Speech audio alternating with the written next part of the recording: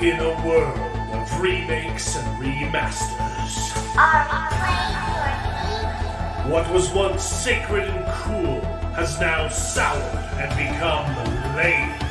Red? Gone are the days of Pops and Cowabunga. Now is the reign of slurp juice and dabs.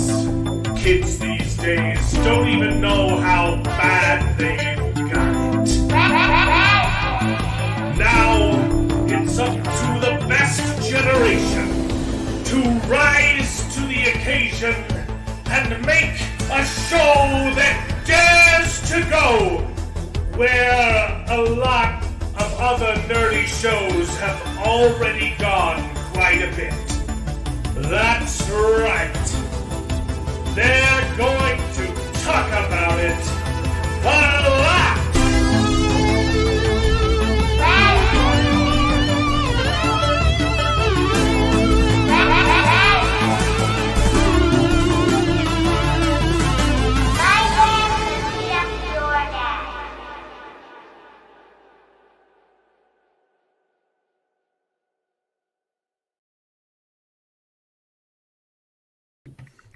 Hello, everyone, and welcome to the show. This is Best Gen, where nerds complain about nerdy things, and it's called Best Gen because all of us on the panel are más o menos from the same generation. We happen to think that it's the best one, not because we're better than you, but our movies certainly were, so strap on in and prepare to wax nostalgic as we reminisce upon the days of yore, while simultaneously complaining about the utter filth that Hollywood keeps pumping out on a daily basis. How's everybody doing tonight? Doing great. Good. Doing pretty good. Aside from a bunch of sick kids. Sick kids. Oh, no. Oh, yeah. Well, You know what that is. Well, I've been sick all week. Last week I had a cold, and as soon as I got over that, I got some kind of flu bug, and I've been, it's been coming out of both ends for 4 lovely. days. That is not No, something I that's want to know about. Yeah. So, And as soon as we got done streaming, I started feeling horrible. I've been sick all week as well. yeah. Well, That's why we didn't do a Conan stream. My brain was not working. I hopped on the Prophet stream last night for a little bit because I didn't have to, think about how stupid the Wheel of Time was. But I definitely didn't have the brain functionality to, play a game. yeah. Yeah. Wasn't even sure if I was going to stream today because I feel so awful, but doing a little bit better. I've just been drinking pure electrolytes and bread. So it's fun. This is the most sick. This is the most sick I've been since I lived in Mexico. Wow. Yikes. I got dengue fever down there. That was probably the worst. That was the worst. That was the worst 3 weeks of my entire life. That is like a trap, man. Dude, that's the worst I've ever felt. I thought I was dying. But you've had COVID, bro. COVID's supposed to be the worst thing ever, isn't it? No. The worst thing ever, David, is waking up to sleep paralysis. So waking up and you're awake and you can look around and you can't move your body and you're shivering and the blanket has fallen off and you can't even reach up and pull it over you. Like literally just death. Ouch. Yeah. Moctezuma's Revenge. Yeah. Also known as the Double Dragon. That's when you go to the bathroom. But we don't need an explanation. We all know. And I think We're we all already aware. had too much information. so the Double Dragon is it's coming out of the bottom, and then as it's doing that, you also feel it coming out of the top. Oh my God. So you quickly flush, and then switch places because you don't want to stick your head into what was coming out of the bottom. Yeah. And then you let it come out the top. But if you didn't give it enough time, there's still stuff that needs to come out of the bottom. And if it's coming out of the top, you're flexing muscles pretty hard, and sometimes Wow. they come out at the same time. This is not the conversation I Okay. thought we'd be having. No, Okay. I don't think so either. But guess what? This is a better conversation than Emilia Perez. I might have had to wash the bathroom rug. Okay, that's all I'm saying. Yeah. At least you watched it. At least somebody else. At least you watch it. Yeah. Yeah. Okay, look, yes, obviously the solution is to go to the bathroom with a bucket. My kids keep moving the buckets. Right? We have 2 barf buckets in our house that are designated just for this sort of sickness, and they never, ever put them back. They're always like, I need a barf bucket. I'm like, I gave it to you last night. Where the heck is it? Oh, I lost it. Yeah. I'm here for nerd talk I was using and it as a and pee pee poo poo humor. Please. All right, okay. If you give us a super chat, we'll stop talking about it. There you go. You're gonna have to pay us off. Yeah. Well, aside from my kids being sick all week this week, which really sucks because for once our house was like spotless clean, and we had 3 game nights planned for people coming over to play board games at our house, and we had to cancel them all, and that sucked. I wasn't invited to any of those. No, you didn't. You weren't. There were some new families that we wanted to be friends with. Oh, okay. But it gave me a Got chance to build this beauty that you see behind me. Nice. My new gaming rig. So Is that what you're running on right now? no, Oh, no, you're not that, streaming. it's just testing and downloading all my Steam library. Cool. It's crazy. Yeah, I used to How you have. start? Yeah, when I was a child, I put RGB lights on my computer, but now I am a man and I've put off childish things. Put off childish things. You know, I always thought they were ridiculous, but Childly fumbles. it's pretty freaking cool. No, like literally Oh, every oh. component in my computer is pure black. There are Yeah. no lights. I love it. So Yeah, I think I prefer that look too. The RGBs Yeah. is weird. I thought it was ridiculous. I was going to disable everything, but David sporting the kids were- trans yeah. flag behind him. right? I bet David's happy about all these Oscars Emilia Perez is winning. Yeah, it is that month, isn't it? Or no, wait, that's It's today. Yeah, No, this- that's no, June. I believe you're thinking of Black History Month, David. it's one of the months, right? Oh no, it's March. I didn't even realize it was March Oh yeah, already. you're Because right. I've been It's sick for not 2 really. weeks. I didn't realize it turned to March. Yeah, February went fast, man. That's crazy. Yeah, it is the shortest month canonically. So I don't know if you know this. It has less days than the rest of the months. Yeah, Did that. Yes, we need it's installing right now. this week's fluids be damned. Look. The last thing I'll say about it is the only thing worse than getting sick is getting the flu and the squirts after having gotten a cold because you still have a lingering cough. And every time you cough, I get it. I thought we were done talking about this. Mark sent a super chat. you got to be real careful. Okay? Now we're done. Let's. Now let's talk about more shit. Emilia Perez. Emilia Perez, baby. Two Oscars now? Is that did it just Oh, win another boy. one? Best song and best supporting actress. Best For- song. Best song is called El Mal. Il And Mal. you know who El Mal is? Donald Trump. Nah. No, Oh, but they probably baby. have like a bullshit like El Mal is not being diverse enough. I watching the Severance episode this week, and they asked if she was doing her calisthenics, and I was like, "Isn't that when you like flex your cooter?" And I was like, "Oh no!" I was like, "No, that's Kegels." I was like, "Oh, okay, okay." yeah, totally different. Totally different now. So I remembered a new word this week. Good for you, bro. I did. We're going to talk about Severance, I'm finally watching with my wife because she finally caught up. Nice. It wasn't because of me though; it's because all of her coworkers are watching the show, and she felt left out. And remember how we had that conversation a few weeks ago? How my wife had no idea that Helly might might not be Helly and might be Right. Helena. Yep. And we were kind of teasing her for that. She's like I was mad at you for teasing me, and then I went to work. And it turns out I'm literally the only person who didn't notice. That's so funny. Yeah.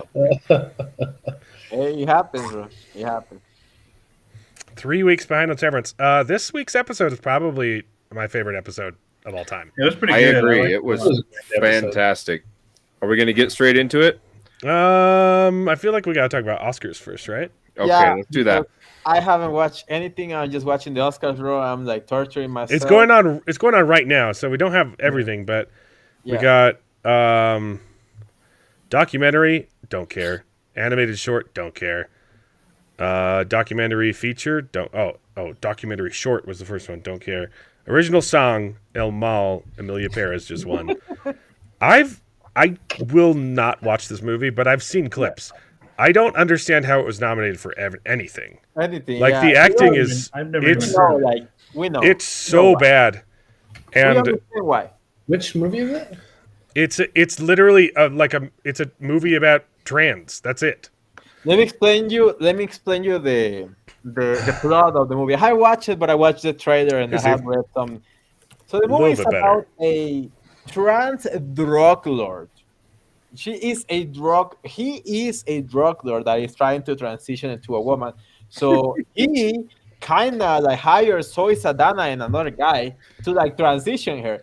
And one of the first songs is literally saying like, he wants a peanut, now he wants vagina. Now he is a man and now he is a woman. Snip it off. Snip it. Snip it. Yeah. Snip it. Tuck it. Nip it. Tuck it. Squeeze it. Hide it. What is the procedure? Now he's gonna die or something like that. It's literally that. I'm singing literally the notes. It's over and over again, like na na na na na na na na na na na. It's all of the Wow. movie literally. It's absolute garbage. Selena Gomez is not Mexican. Let me tell you something. I know.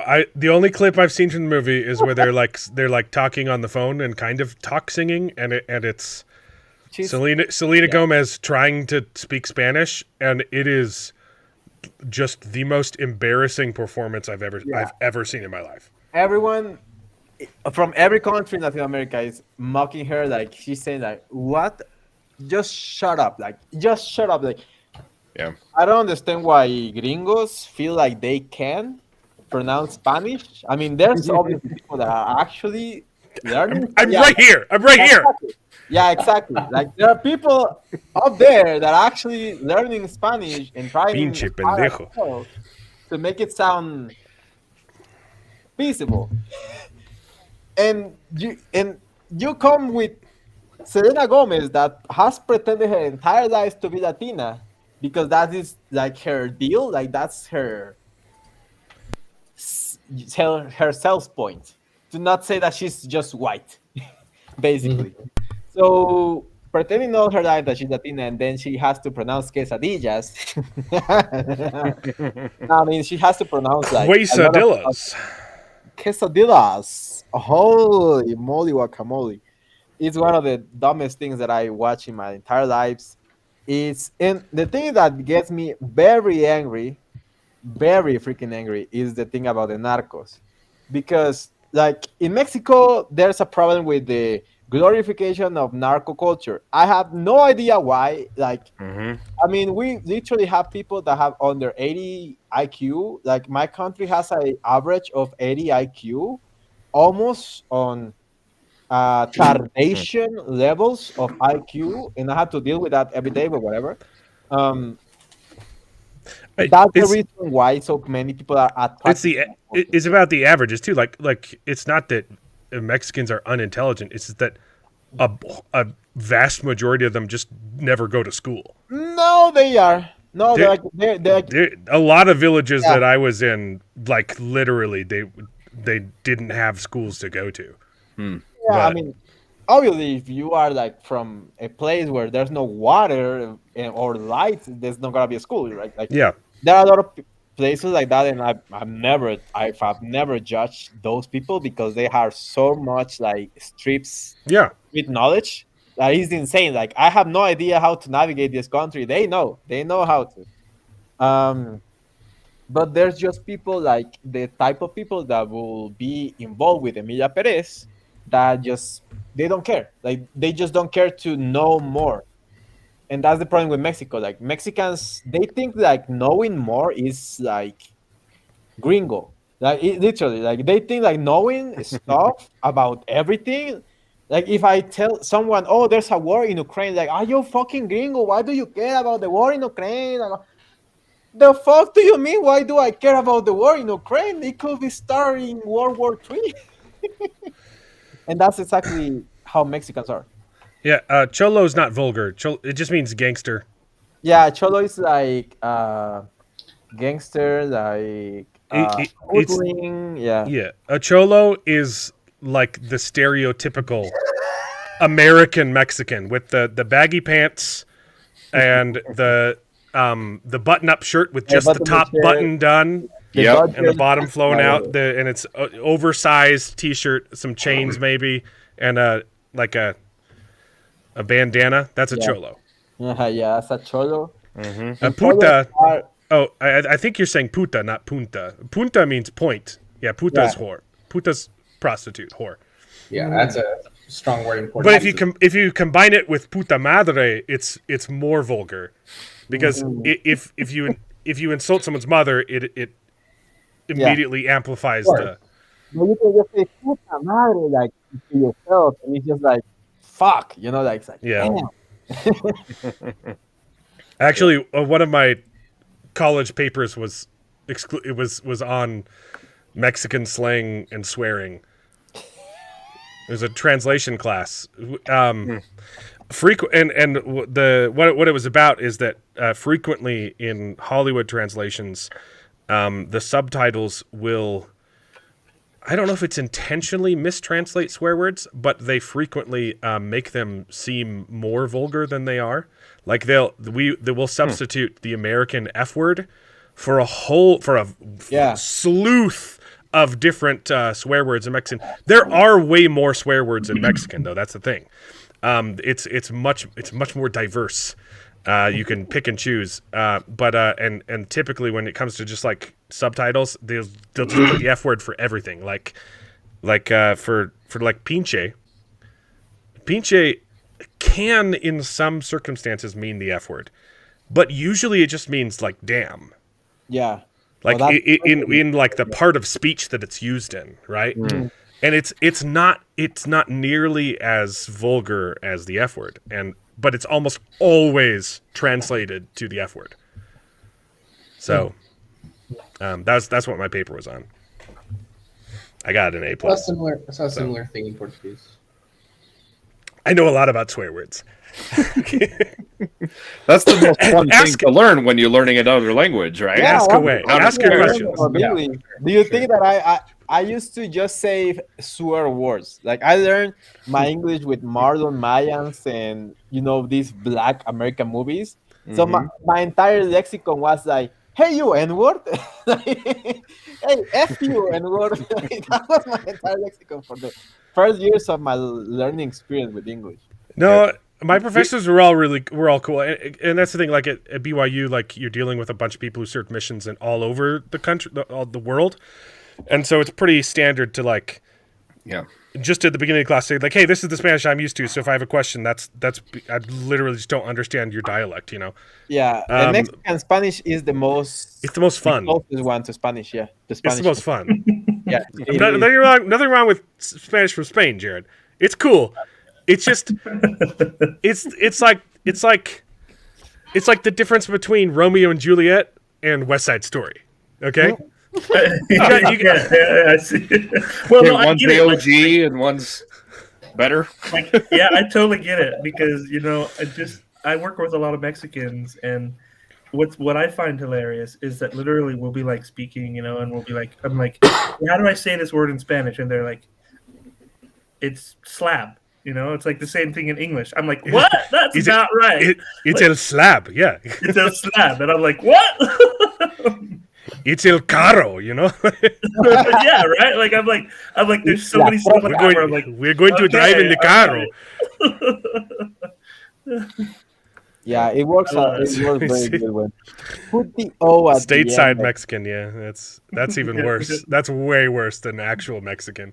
Yeah. You're gonna get all those American words mixed in there. Even in the heart of Mexico, you're gonna get some American words. But I will say the most impressive part about Spanish swearing is the way that it can be strung together. Like you can just connect an infinite slew of swear words and just keep Yeah. going. And my favorite one was from a cab driver who threw a glass Coke bottle at my head as we were walking down the street and yelled at me as he was flipping me the bird. It's a little bit different in Mexico, but he was like he was pinche puta perra madre, and I was like, ooh.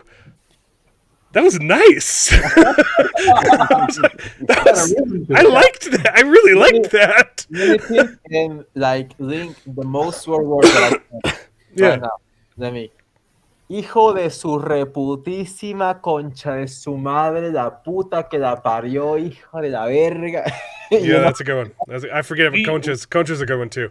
We are so on topic right now. Yeah. Oh, Yeah, Right? we are- Anything to avoid talking about the Oscars right now. I hate Emilia Perez, brother. What do you want to do? Bravo the Dragon just gifted 5 technically Nice. memberships. Thank you so much, Prophet. It's good to have you in the stream. I spent 3 months in Germany, and English was everywhere. Yeah, no, in Europe, like you gotta speak English.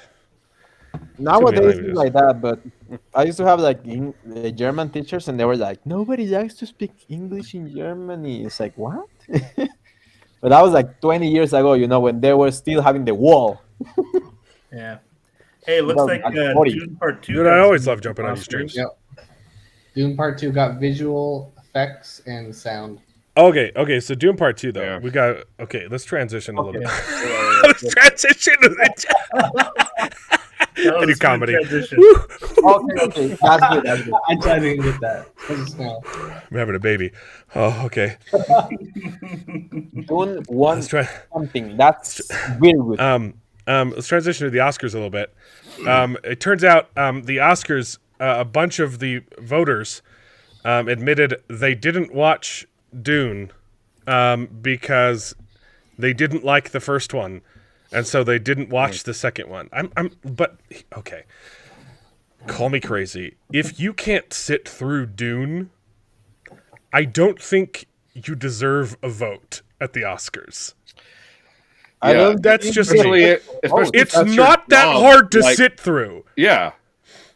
If you're part of the Academy or you're a yeah. reviewer, right? That's your job to sit through movies, and sometimes you watch something you don't like. You still got to do it. So Well, and I get it. It's kind of slow, but like, it's so have you seen the beautiful. other Oscars movies, Jared? Kind of slow. No, I haven't. I haven't seen any of them actually. So The Yeah. Oscar bait. That's like the slowest of the slow movies, you know?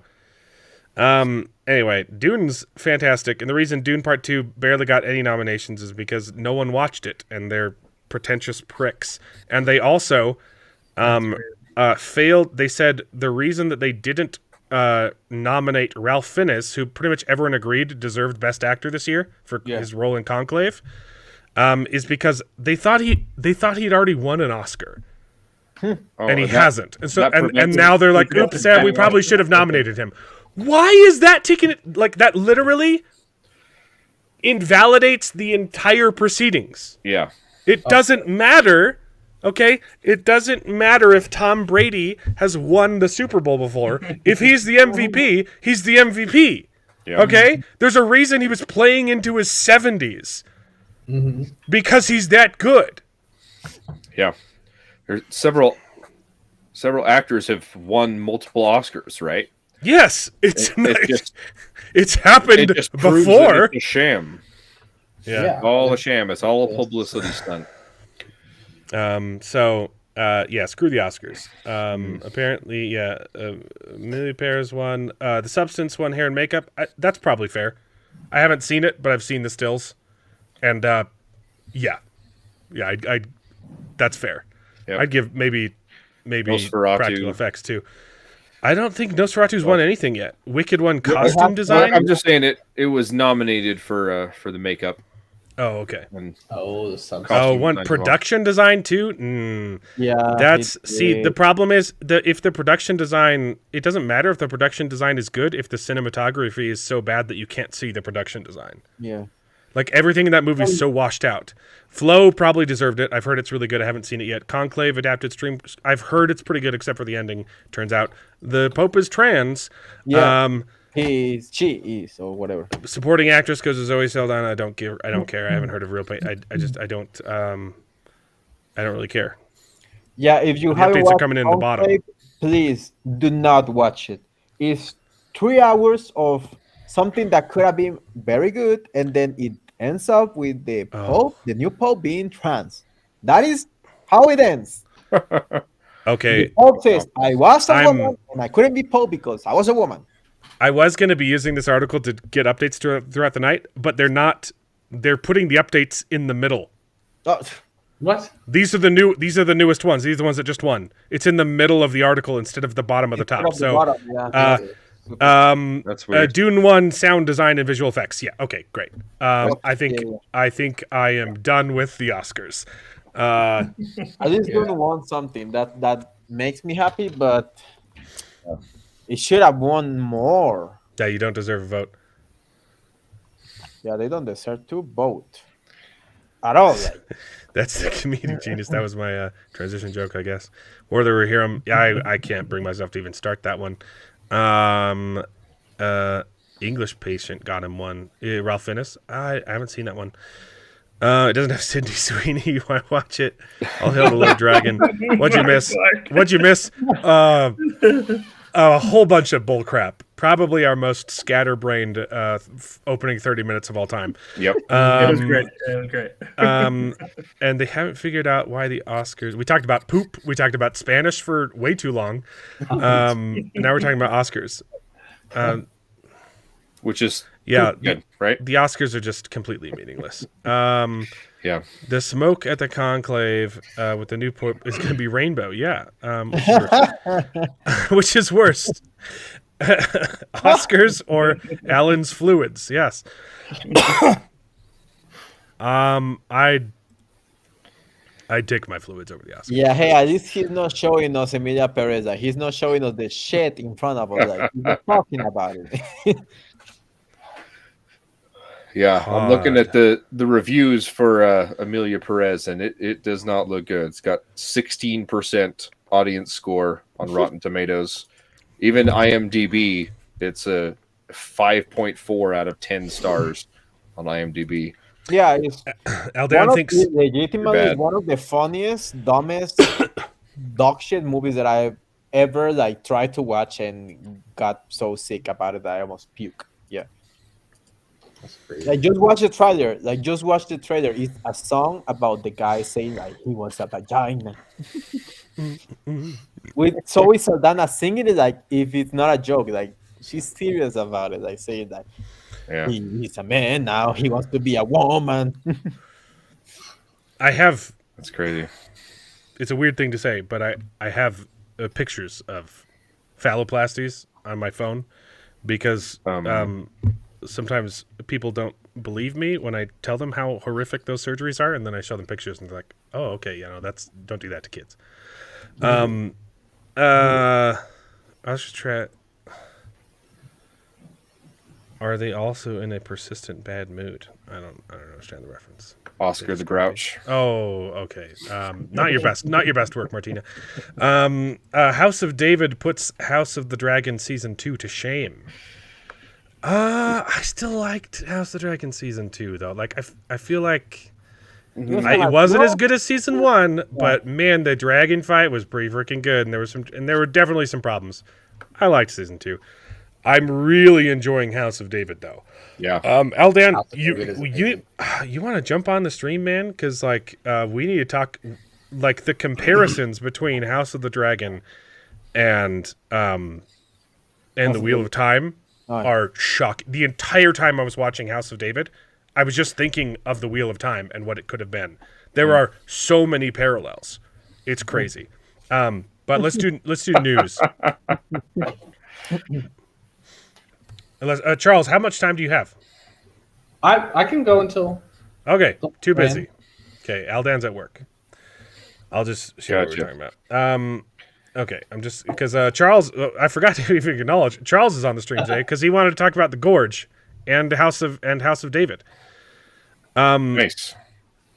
King All right, so we're done with Oscars. King David was able to give Jesse grandkids. Oh, keep roasting Jared, baby. Thanks, guys. Oh, keep coming back. Oh man. We're done with Oscars, right? What? We're done with Oscars, right?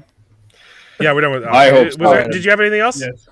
No, like I was gonna keep like updating throughout the night, but I don't want to scroll to the middle of the document every time I refresh. Yeah. it's not It's worth so it. stupid.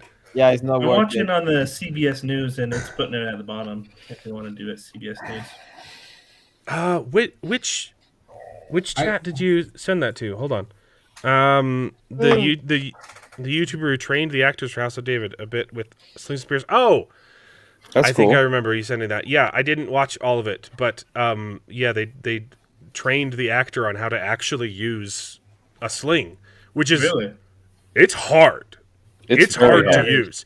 I tried for like 2 days. I was not good. I was not good at it. I could get it at the end of 2 days. I could like get it to go in the direction I was pointing. I couldn't hit anything with it though. Yep. I was really good with a wrist rocket. I'm really good with rubber bands too, and like bow and arrow. Like I don't aim. That's when there's a point where you stop like aiming with your eye and you start like feeling the arrow, and that's when you actually become like a good archer. But I was really good at arrows. Can't do a sling. Shoot. I didn't know that. Pretty cool. The Gorge is the best movie ever made. Yeah, I think it's pretty dang good. I liked it a lot. It's got a few problems, and I think the ending could be better. But Yeah, I'm curious to I hear was about this.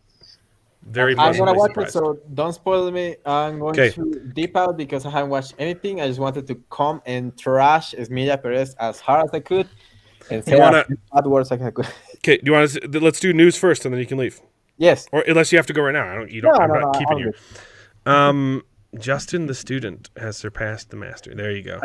I love that comment. There you That's go. a good comment. He is getting pretty vicious in his Jared slander. No, I liked the romance.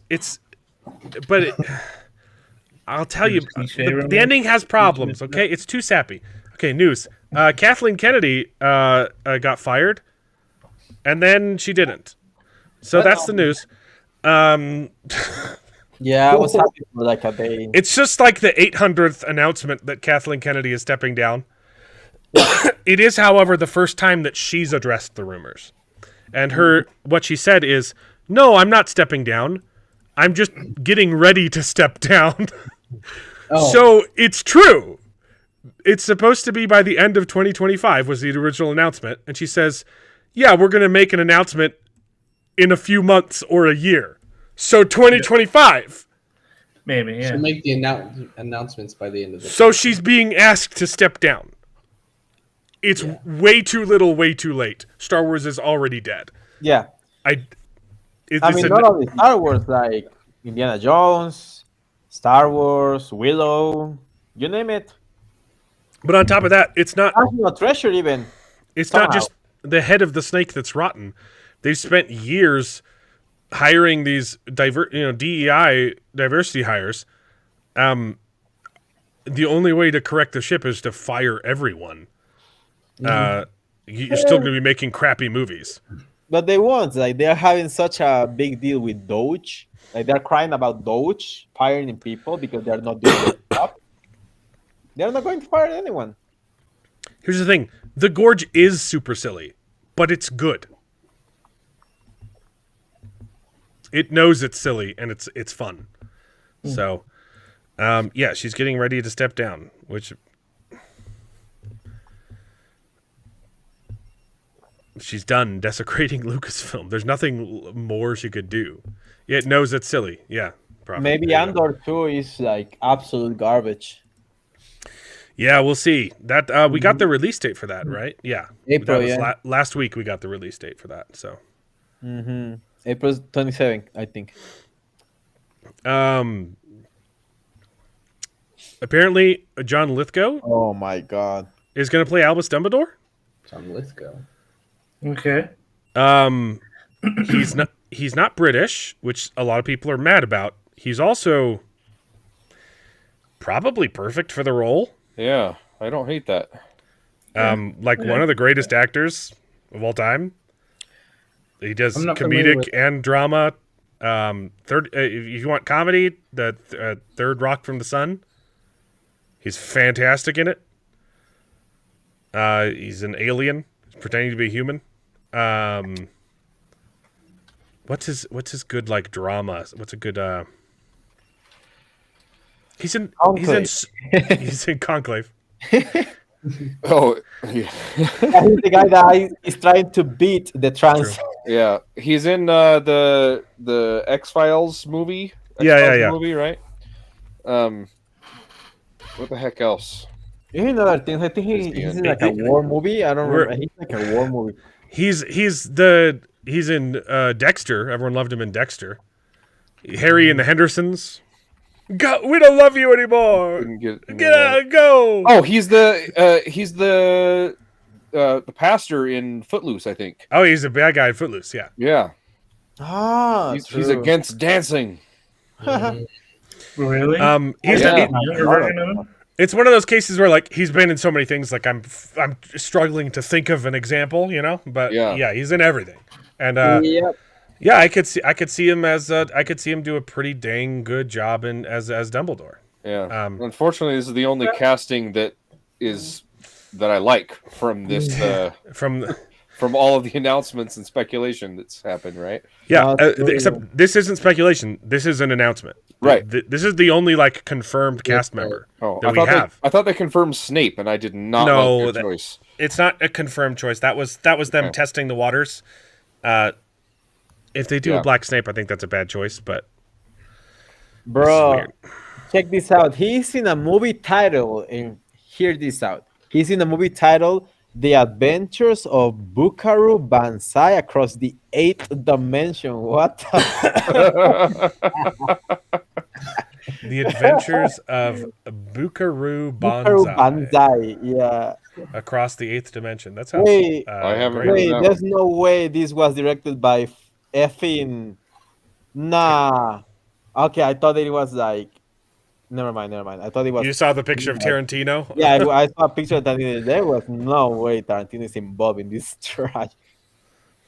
So this is the only confirmed cast member. The others were all speculations, or this person is in talks for the role.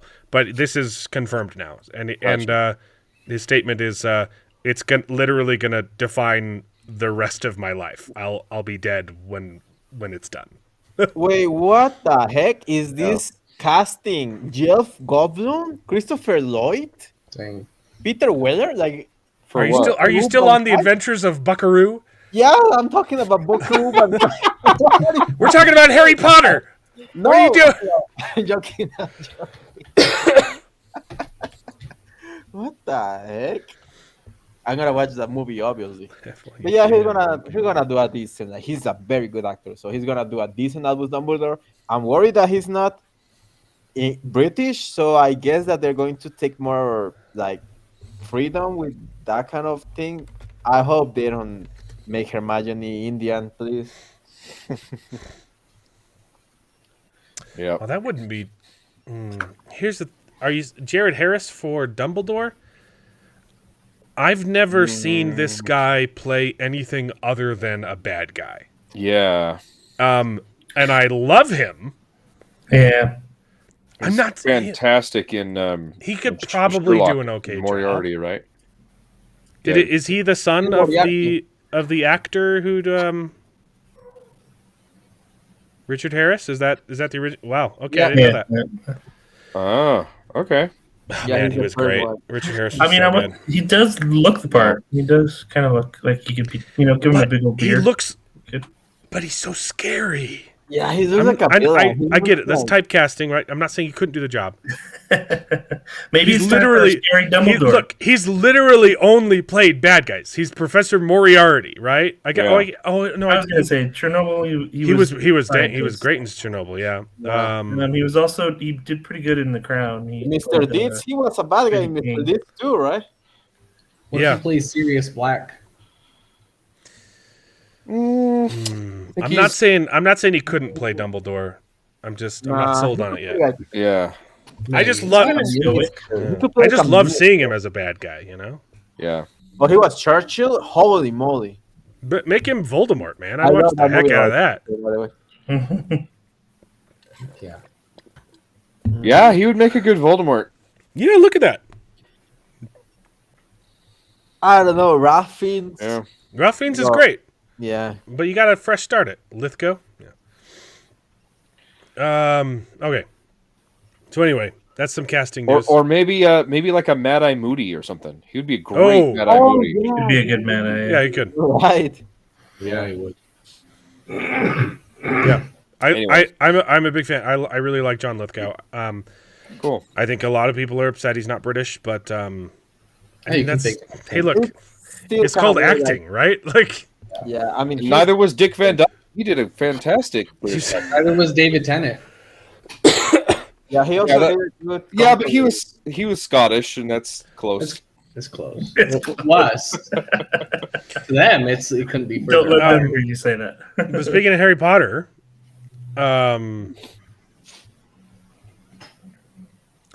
this is a great interaction. Mm-hmm. Let's zoom in a little bit. She posted, there can't be many stupider ways of keeping a secret hidden than trying to force an entire country to accept a fiction. It says the author of Harry Potter. And then her response is, okay, I didn't realize I need to explain this, but wizards aren't real. You know, in that respect, they greatly resemble women with penises. You're a tron. Wow. No. I cannot say it. Fantastic. You're a wizard, Harry. And J.K. Rowling has become quite the troll in Yeah, this she's great. one particular matter of the internet, and I Yeah. love it. Just He hates absolutely both, like, bro. He's Savage. unapologetic, refusing to give a single inch, and I love it. And I Yeah. love that she like went nuts when it went about the Olympic medalist. Yeah. She went crazy about it. She was bringing like very good sources also. So I trust her. I trust her judgment. Yeah. I trust her judgment on this one issue, I think. Yeah. The rest is like it's just like she is consistent at least because every leftist should have her position. Literally. Her position Right. should be but everyone is like a If you moron. care about women's rights, like this is yeah, a she's pretty big deal. absolutely consistent. Yeah. Yep. Yeah, on this single issue, Aldan. Thanks for sending me this tweet, by the way, or putting it in my orbit. She's the queen of the internet. Yeah. Yep. Okay. So Wheel of Time is coming soon. Oh boy. So in 2 weeks is the official release date of the first 3 episodes. Well, 2 weeks on this show, right? Why do they keep doing We're talking that, about man? it. They Dang, it's are too they quick. are doing a special fan screening of the first episode this Saturday, which I will be screen grabbing and putting up on the drive if you guys want to watch it for next Sunday. Oh, I There's don't want not to, saying but that? I will. You have to you had to sign up for it, and they send you an email link, and I'm gonna record it and share it with you guys Okay. if you want to watch it a week early, Oh no. so we can talk about it. But I gotta, man, the psychopaths have been full force. There's been a whole bunch of paid accounts, like bots that don't have any followers and have existed for 2 days, saying, "Oh, I just barely started watching the show, and I can't believe I slept on this for so long. Holy cow, it's my new fantasy is back, baby." And you're like, this is just the poorest excuse for fantasy of all time. Yeah. It's just so fake. And like all of these, like it's clearly bots. The comments are so similar to each other. Or they're systematically going through, oh, this character, the woman you are, so great. But this reading this one's not a bot. This is a real person because Yeah, they're retarded. But let's break it down a little bit. Okay. This is bad takes. It's not Screen Rant, okay? Not Screen Rant, but it deserves the stinger because it's the dumbest thing I've ever read.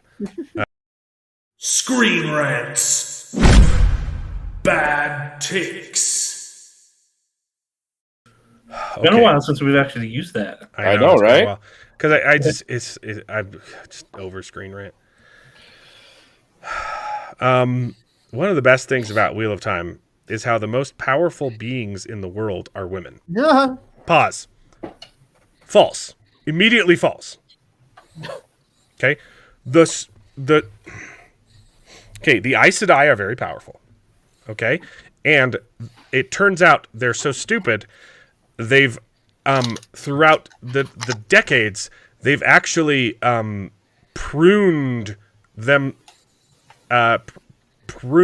all genetic magical prowess out of the world by constantly stilling or gentling men.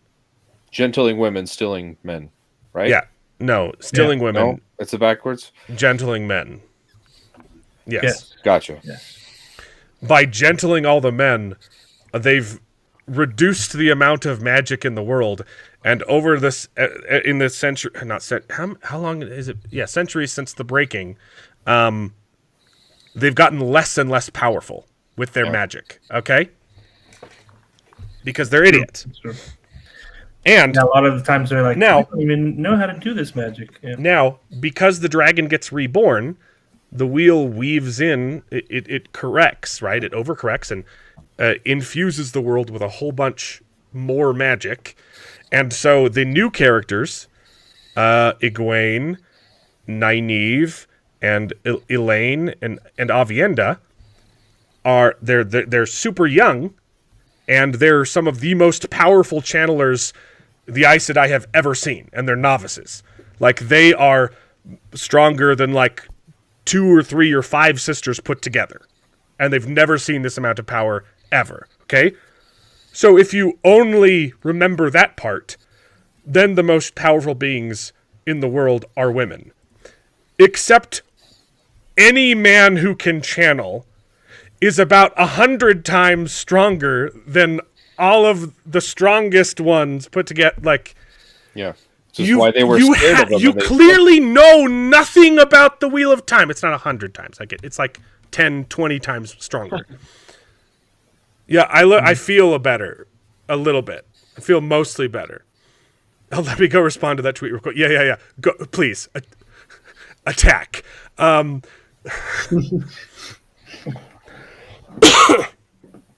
Please. Well, Disney Plus is what brought back fantasy with Willow. Ooh, baby. Yeah, I'm tired of British actors playing American roles. They can go the other way. Look, I will say, though... Lee Pace for 007. That wouldn't be bad. Sorry. I got distracted. Ooh, I like Lee Pace. Okay. He's nice. I will say, though, Alan, that is... I mean, I think, yes, your facts... the facts are clear, but, they are the ones that do have the magic, right? Yeah. And they have built an empire. Yes, but it takes a group of 13 of them. I agree. To take on one man who can channel. They are not the most powerful beings in the world. Okay? And even if you take it from that, they have the positions of power. You're correct. Right. Yeah. But even if you are taking it from that stance that they rule the world, right? They are running everything. Mm-hmm. That's not a positive because they are running it into the ground. You're getting ahead. Right? It's about mismanagement of. You're ruining the punchline, David. Okay. Go ahead. Finish the tweet. Well, that's the next part. Okay, go ahead. Okay, so First off, this is just wrong. They have the positions of power, but they are not the most powerful people in the world. Yes. Actual powerhouse women leading the story, shaping the world, and making men nervous. Like, I was with you in the first half. Yes, they have the positions of power. The Wheel of Time presents mostly a matriarchal society. Most of the societies in the Wheel of Time are matriarchal. You've got Andor's matriarchal, Caemlyn's matriarchal. Most of the Aiel. The Aiel is a little bit more balanced. They're Yeah. But they do. but a little bit more matriarchal than patriarchal, right? Yeah. But the point isn't to make men nervous. Like this just reeks of misandry, right? This is showing you true colors. Okay, I agree. This part is true. This is just you being an idiot. Okay. You don't get that in a lot of fantasy, and it's everything. Are you kidding me? This is all we've gotten in fantasy for the last 10, 20 years. Okay? But you clearly know nothing about the Wheel of Time, because the point of the story, as David said, is Robert Jordan is showing you that it doesn't matter who's in charge. Absolute power corrupts absolutely, because this matriarchal society is absolute garbage, and the Aes Sedai are wrong about literally everything. Yeah. Yeah. They are horrible. Yep. And it was a woman who bored into the Dark One's prison. Okay? But the show blamed it on a man. Yeah. The show, okay, a woman, Lanfear, bored into the Dark One's prison, released Satan upon the world, and then when Luce there and Telamond tried in a desperate last-ditched effort to reseal the Dark One's prison, Moraine in the TV show has the audacity to say, "The arrogance of man trying to save the world. Those big dumb stupid heads." Wow. It was literally women's fault that destroyed the world. You gotta love it, bro. The point of the story, the point of the analogy of the Choden Call, the entire story is what men and women need each other to achieve greatness. That's the entire point of the Wheel of Time. Yeah. Mm-hmm. Yep. He presented a matriarchal society to expose, hey, that would also be terrible. Yep. The finale of the series is literally La la la la la la. yeah, Kalendor. Okay? You can't use it without both the man and a female. And the man literally has to give up control of himself to be able to channel it with the two women. That's how they trick Ishamael, Moradin at that point.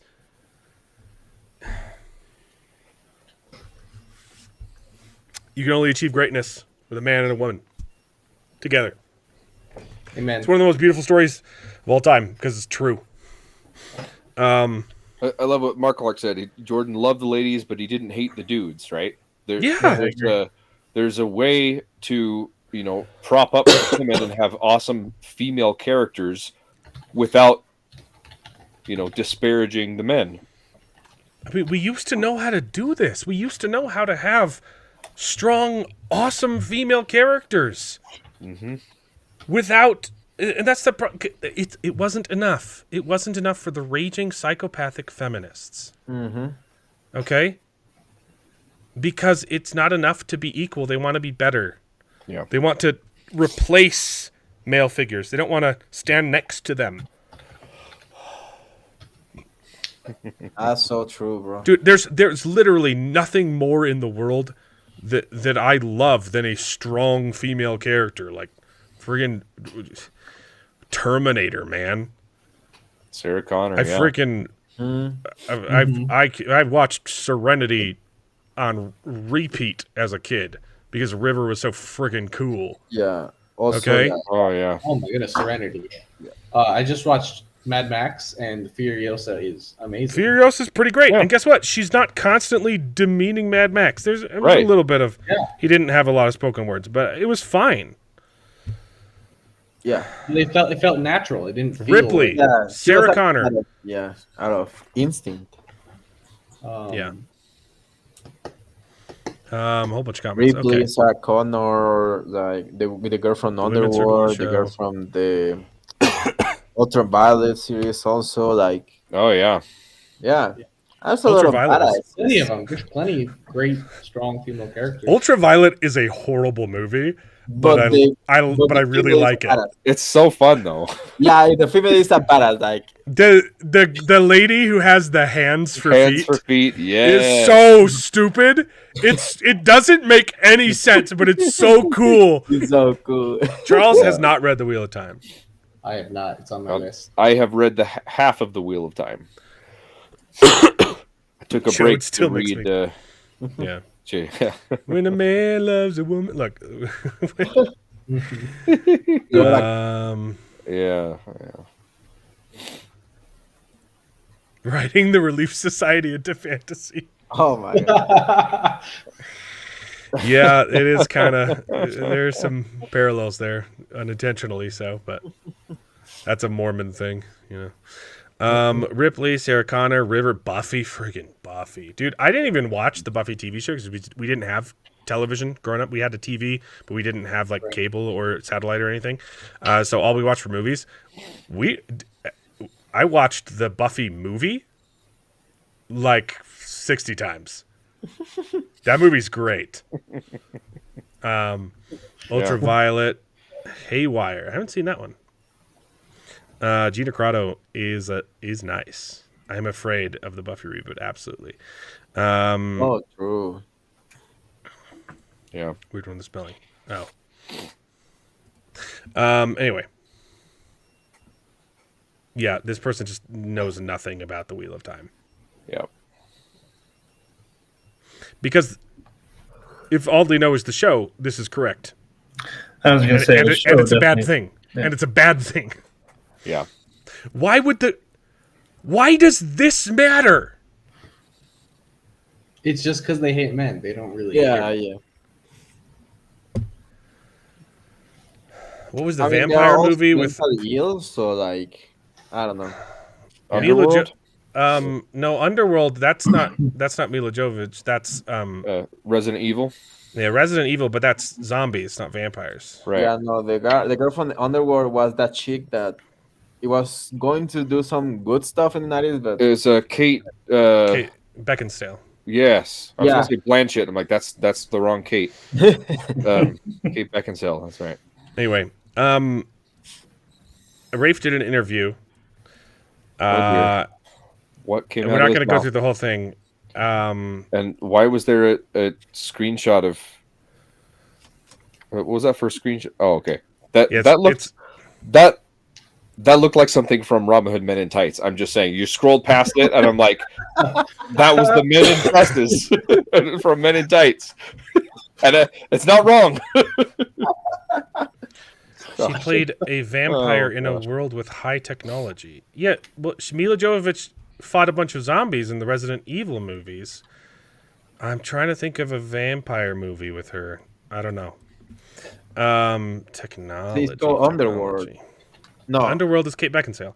Oh, I thought Um, you were talking about Oh, Ultraviolet. does she play a vampire against Kate Beckinsale? Maybe. I don't know.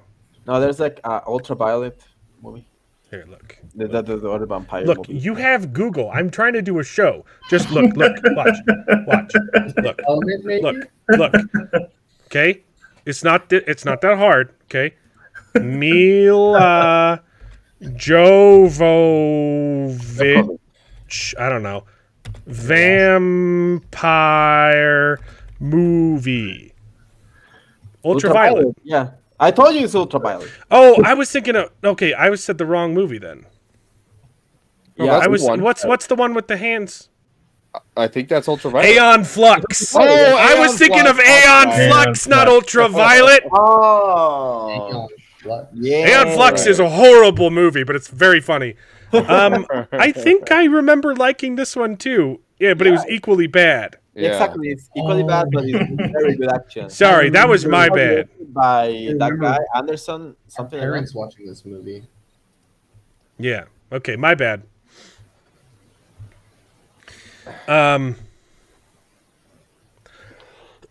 Yeah, that's what's gross is that maybe that lady did read the books and she has no media literacy, as the left likes to say. You know? Yeah, it's confirmation bias. That's what it is. Yeah, I thought that was Mila Jovovich too in Aeon Flux. It's it's Charlize Theron. Yeah, Yeah. Mm-hmm. and Clive Owen, right? Oh, true. Right? Aeon Flux? I don't know. Aeon Yeah. Flux? Thanks, Clive Owen. Anyway, basically, they're trying to promote season 3 because they are desperate. So much so that they announced. Yeah, musical. We know how much you love musical episodes. It's gonna be a musical episode, baby. Are you serious? I'm excited. Oh my gosh. Those are my Yes. two of my favorite words in the history of humankind. Look, he immediately backtracked. Okay, it's not an actual musical episode, but there's going to be lots of singing in it. But you know that they did this just for the clicks. Like, Yeah. they're gonna do like the Magicians. You mean they're gonna do a musical episode like in the Magicians? Oh, I was referring more to Star Trek. And Star Trek, they're gonna do the Star Trek one. Oh shoot, what was the song? What was the good one in that?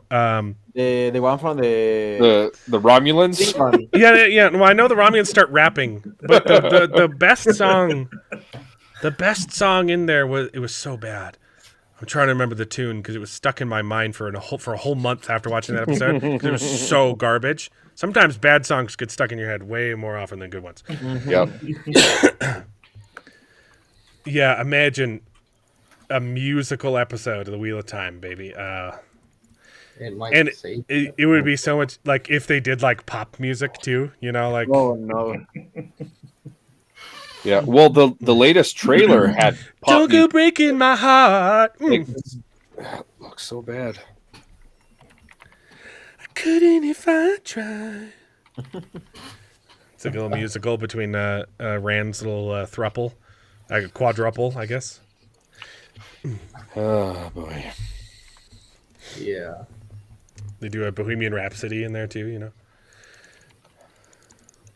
Anyway, it's time for the Wheel of Time to surpass House of the Dragon and Rings of Power.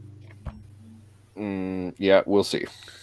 The Wheel of Time should rise to the top of fantasy genre when season 3 premieres on Prime Video next month. It was accurate, maybe. That's it. It could have. Yeah. This show could have been bigger than Game of Thrones because it's just as epic and it's family friendly. And they have a little book. PG-13. Yeah. Yeah, I don't know if it was. It's not rated R. No. Not like the Game of Thrones. It's fade to black sex scenes, and there's like 2 of those in the series. But there's a lot of fighting, a little bit of gore, a little bit of horror. Okay, Yeah. some psychological horror that I'd say probably the most intense scene is a spoiler for David. So never mind. I guess Demise Wells would be pretty graphic. If you did Demise Wells like accurately, and you're just like taking a meat grinder to the IEL, that would be pretty freaking great. That might be rated R. Just that one scene. But you could do that in a PG-13 way. You could Lord of the Rings it up, you know. Oh, for Yeah, sure. you probably could. There's ways of being creative. There's a number of metal bands that have done Wheel of Time songs. Yes, I know about those. I thought And they are brilliant. Yeah.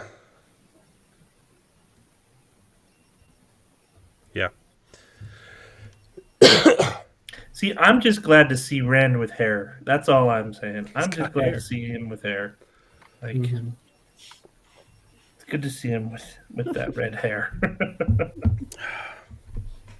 I didn't actually read this article. I just saw the title and it made me upset because I wanted this to be true.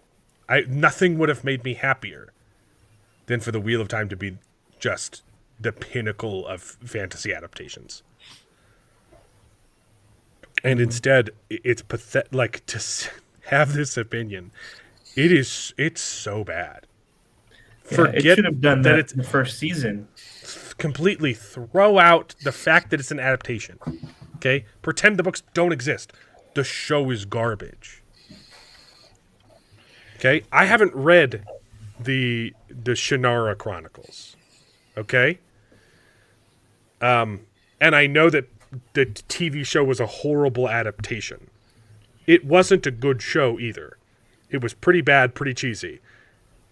It was better than this. Yeah. Way better. I watched it, knew that it was cheesy, kind of enjoyed it, and also knew that it was a bad adaptation. But it didn't have disdain for the source material. It didn't intentionally subvert everything about the source material. Has Charles seen the Gatsby cut? Yeah, you have, right? You've seen the Great Gatsby? Oh yeah. Yeah. I love that. I've also heard the books aren't that good. I'll probably read them at some point. But anyway, I hate the Wheel of Time, and I have to watch it next week. I've got a lot of videos to make this week, and I was hoping to have made them this week, but I was sick the whole time and literally just sleeping. Oh. So here's a meme, since we had to get through all that. Oh no!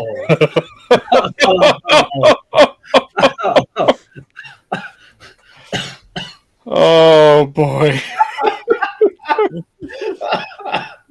No. Jesus Christ! Jesus Christ! Oh, Are you? What have you sacrificed? Yeah.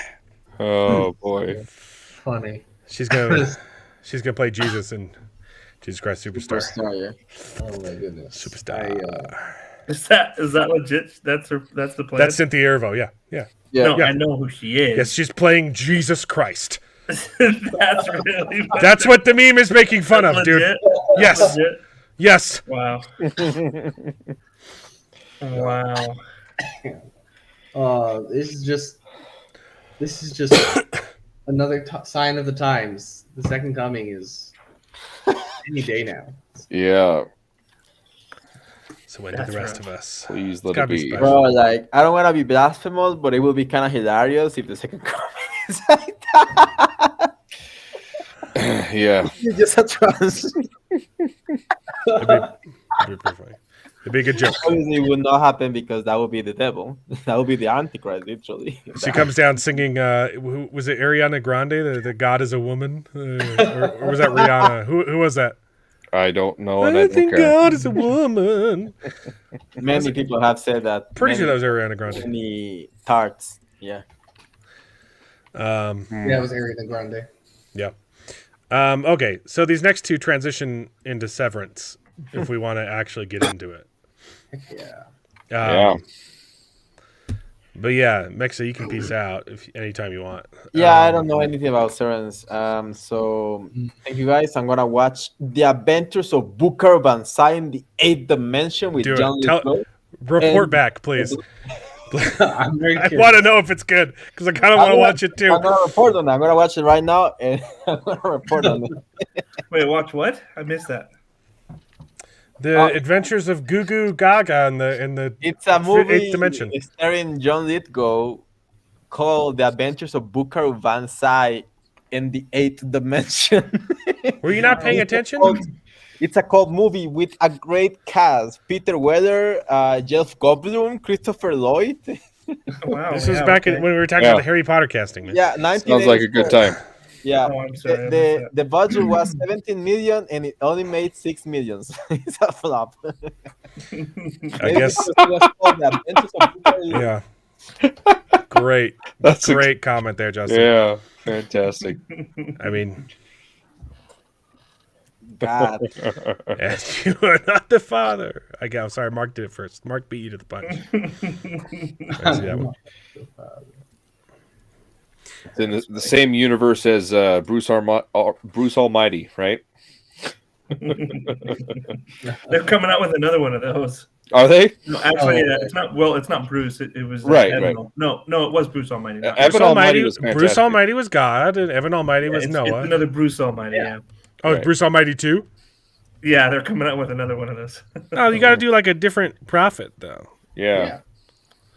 You could do. Yeah, they did do Noah. You Jonah could or do something. Moses. You could do Moses because he brought a whole bunch of plagues and crap. Yeah. Yeah. Yeah, I don't think. I didn't see the trailer, but I did. Moses see that they were doing Almighty. Another one, so should be good. Bruce Almighty 3. Yeah, there was already a second one, so this is the third one. You know, Evan Almighty it's not a bad sequel. Yeah, it's not that Right? bad. Oh, I You love know, I I like it. Like, it's more biblical. You know, Is the Ark Noah. yeah, and it's impressive to have a sequel that is that much quality, and it doesn't even have the original actor in it. You know, Mm-hmm. Yeah. Yeah. The- pretty good movie. It has a very good second, second option. Yeah, He's I very really good. like it. My only issue with it is it doesn't seem like it's the same character from the first one. Oh, true, because he's not. He's No, it's Michael. I didn't know Steve Carell plays in the original one, and it's Jim Carrey's boss or something like that. You're right. He's Yeah, no, he reporter or he's something. he's not his boss. He's one of the news anchors, Yeah, he's and like Jim Carrey pulls a prank on him and makes him say a bunch of stupid stuff while on air, and it Yeah. gets him Oh fired. yeah, he's like, yeah, Yeah, Right. he like controls him. yeah, that's right. Yeah, so it is the same character, but there's a little bit of disconnect But Jim Carrey's not in the between second the one, movies. Jim Carrey's not in the second one, yeah. But Yeah. Steve Carell is in both. and he's less of a douchebag Right. Yeah, he's the because he's the main character. I like it. It's a fantastic He's movie. It just doesn't. It a bit feels of one. disconnected from the original. But I had no idea that that Terry reason. Brooks was writing for the show, so Yeah, I didn't either. makes me want to read those books a little bit less. It wasn't great. If anyone's interested, there was a proposal called Brucifer, where Bruce would assume the powers of the devil. Bruce. oh That no! actually could be kind of funny. I like I feel like if you're gonna do it though, you got to switch to a different actor. You got to like have a different person get the powers each time. Yeah, gotta like keep Alec the- Baldwin you or You something. got to keep it up. Alec Baldwin. oh man, no man. I would, like that would Hey, he's That a would- straight shooter. that would be really funny. He's a sharpshooter. I don't know. What would he do? Which prophet would he be? David? No, as He's the Lucifer. devil. He will be the Oh, devil. Oh, yeah. okay. He'd be Ah. Satan. Bruce. Yeah. I am really curious about this now. I'd watch it. Yeah. Brucifer. I love that. I haven't had to learn a different lesson. Yeah.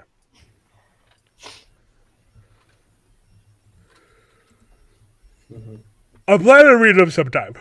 Oh God. Anyway, point of the story is, Yeah. Good stuff. you guys remember when Apple announced that the budget for season 2 was like 20 million per episode? For Severance? Yeah. That's pretty crazy. I didn't think it was that expensive. I don't think it's accurate. I don't Yeah. think this is true. Like I don't see how that's possible. Yeah. Because the show looks fantastic. It's great. Yeah. There is no way it costs that much. Like you could probably film the whole thing on the volume and get away with it. I know that it's not, They have a set. They have like a modular office set, and they move the walls around to make it look bigger.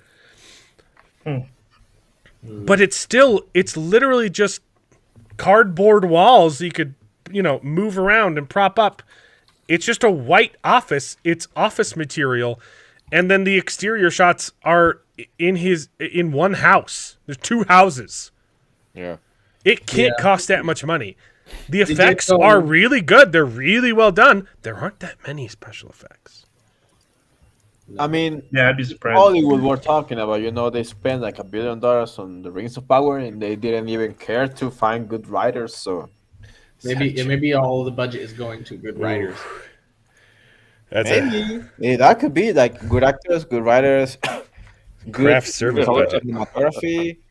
I mean, maybe it's worth it. Like, I don't know. Like, I don't think it's worth it. I don't think it's worth 20 million.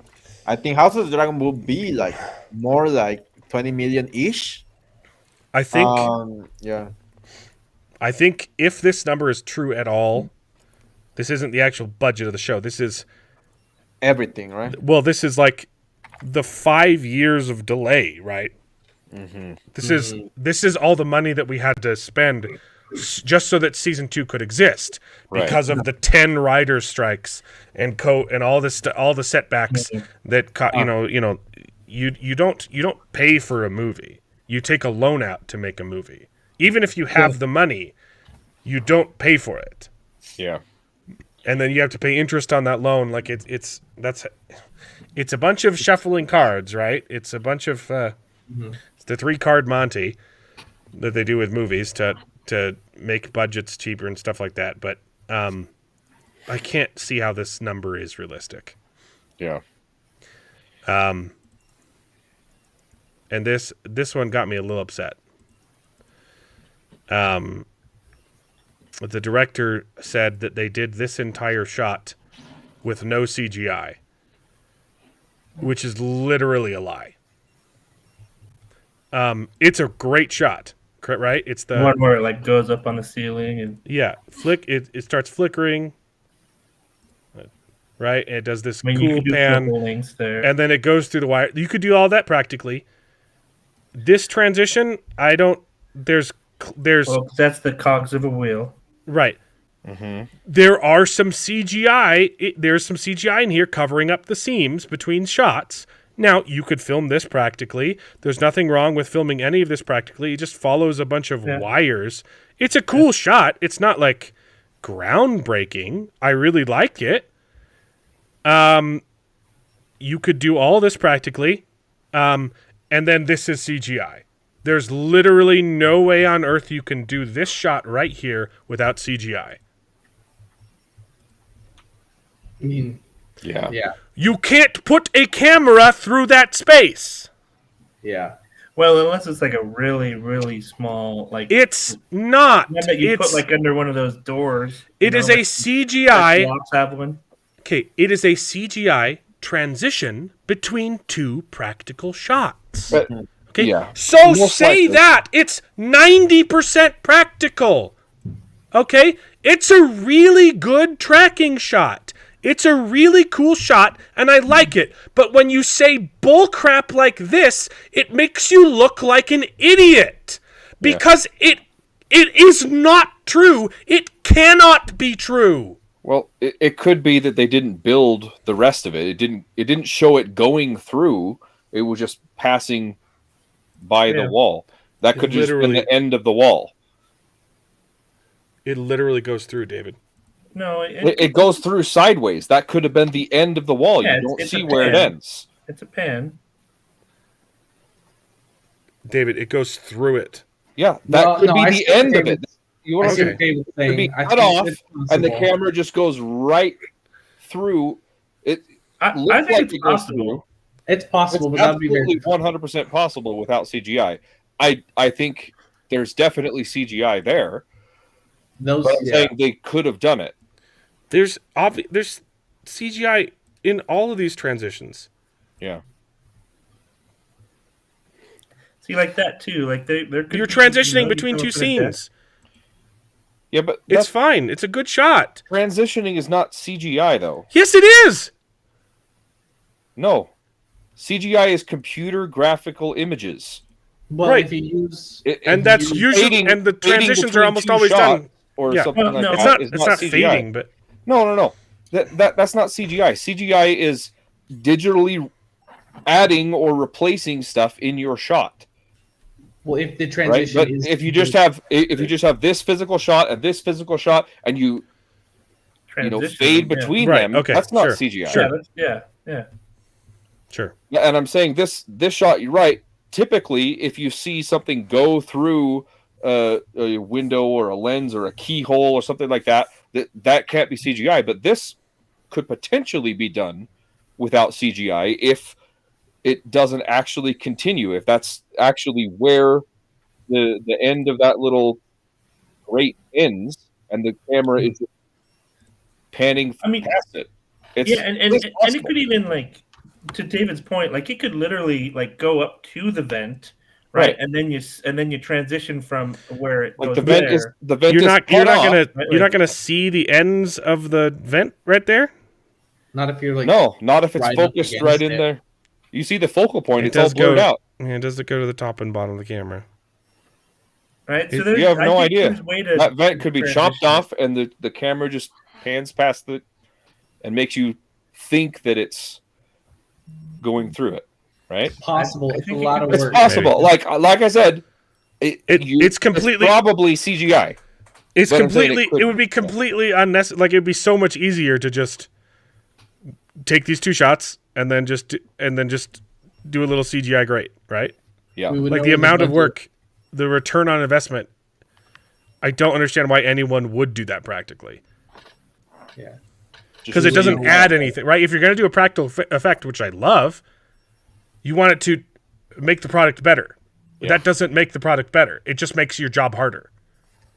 Yeah, I agree. It is kind of a weird flex for a mediocre shot like that, They did the same thing. They And did the same thing if with the you are gonna Barbie make a movie. claim, if you are going to make a claim like that, you got to show the behind the scenes and say, "Hey, look, this is how we did Right. it without CGI." I would love to Well, see I- that. I That'd be would claim- fantastic. Hey, no CGI was used.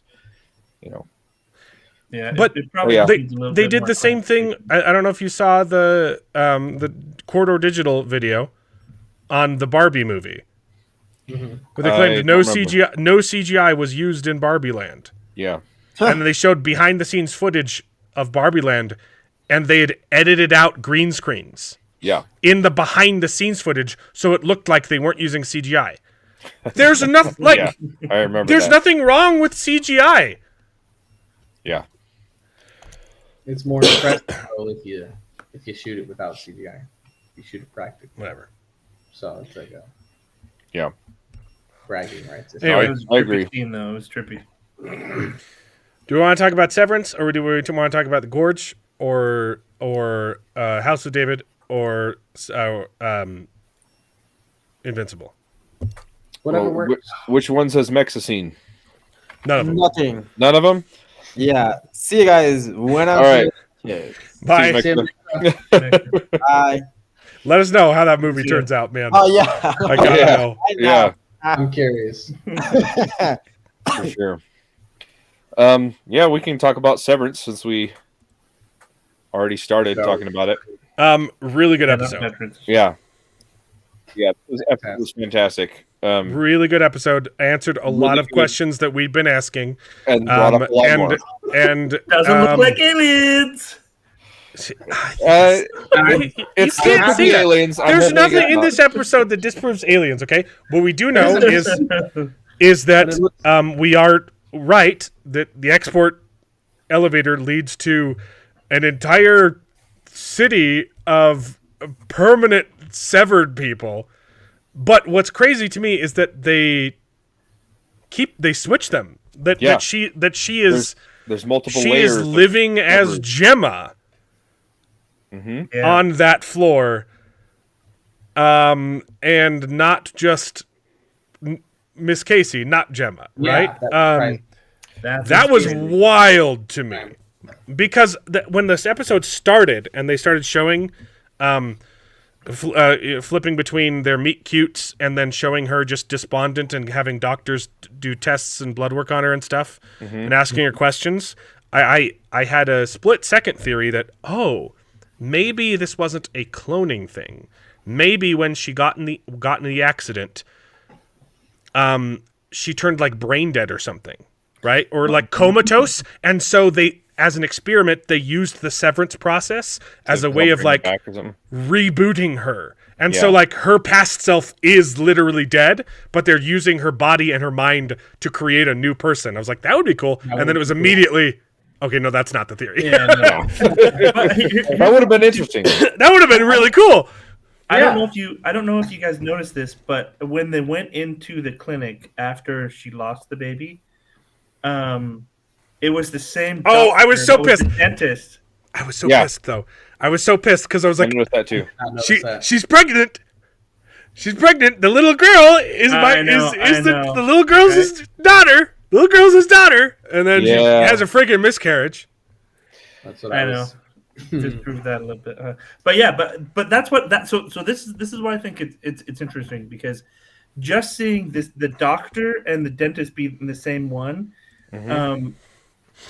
it's like, okay, she's being vetted, right? Like she is literally being vetted for whatever position they want her to be doing. It's all about downstairs room, which is crazy. It's all about the tempers. I've been watching her for years. It's about the tempers. Yes, it's always because they keep asking her. They're trying to see. They're putting her in these rooms, pushing her to emotional extremes based on one of these. Is it 4 or 5 tempers? I think it's just 4. One of the 4 tempers, and then they're trying to see if any of that bleeds through into her regular person. Like, hey, do you remember anything? You remember feeling any feelings after coming out of this room? Oh, my hand hurt.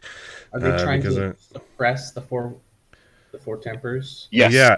Well, and she also clearly been severed multiple times. Yeah. Yes. No, and it's because every room is her only existence. Yeah. Right. That's so freaking wild. Where did it go? She has a severed part of her brain for every room. Yeah. Yeah. Including Miss Casey. Yeah. Well, yeah, I think Miss Casey is one of those other rooms for her, right? Yeah, no, absolutely. Yeah. But not only that though, it shows her going into the main complex, and it does that same, transition when you go into the elevator. Yeah. So she's not her outside, she's not her outie, she's her innie, but then she has multiple split versions of her innie's consciousness. That's crazy. It's just like it opens up a whole new can of worms for everything that Where did it go? that Lumen can do. It's insane. I dropped something. Yeah, but this episode was fantastic. I love all the backstory, and it was great way to do that with Mark, basically in a coma, right? And just having all these flashbacks about how they met. Well, it was like his reintegration, right? It was it was a brilliant way of doing that, and it was a much needed episode to get the backstory with him and Gemma, and mind blowing. And yeah, they where did it go? Just the way that they drip feed you information throughout this episode was really good. Like the first time you see the dentist guy, you just see the back of his head, but he's whistling just like the guy the exports guy, so you're like, oh, maybe that's the same guy, and then you're like, oh yeah. No, I immediately pointed that out to my wife. Yeah, I said that's the same song, it's the same guy, and then yes, yeah, because she's going to the dentist. Yeah. I was just here. I was like, I know, right? Just you begin to realize the plane turbulence room. Holy crap! Right? What? Like, oh, Your man. dinner is ready. I'm sorry. I love Yeah. that. It's funny. So, what do you think about this doctor guy, specifically in the room where she's signing the cards? Do you think? What the crap? Do you think he's like in love with her, or do you think that's No. like part of the simulation? No, it's just a. Or That was very disturbing. that was very disturbing. It's actually a dig route, but you've done Close enough. well enough. Yeah. Oh man, it's Yeah, just but like the question is, who is he? Like what is his role, right? Like, yeah, and what possible? So they kind of The best part of that scene though was before it happened, when the guy's like, "Why are you wearing that stupid sweater?" and he just walks away, and it's Yeah. because it's because it's Christmas. Yeah. Every day is Christmas. Ah, Oh, I really, really like this episode. yeah. Okay. So Well, and go ahead, David. I was just gonna say was it in season 1 where Mark's sister sees the person at the childbearing retreat or whatever? Yes. That was season 1, right? Yeah. Yeah. So this episode cracks open the whole other different potential applications for the severed process, right? That was kind of hinted at with that retreat. Hey, go, That's true. have your kid here, and then you can just forget all the traumatic experience of that whole thing. And this kind of builds on that too. You're like, hey, go to the dentist. Everyone hates going to the dentist. Just forget it ever happened. Oh, Steve, I forgot to send you the link. I'll do that real quick. Yeah, is he going to join? Maybe. I don't know. I didn't send him he can't join. I didn't send him the link. Yeah.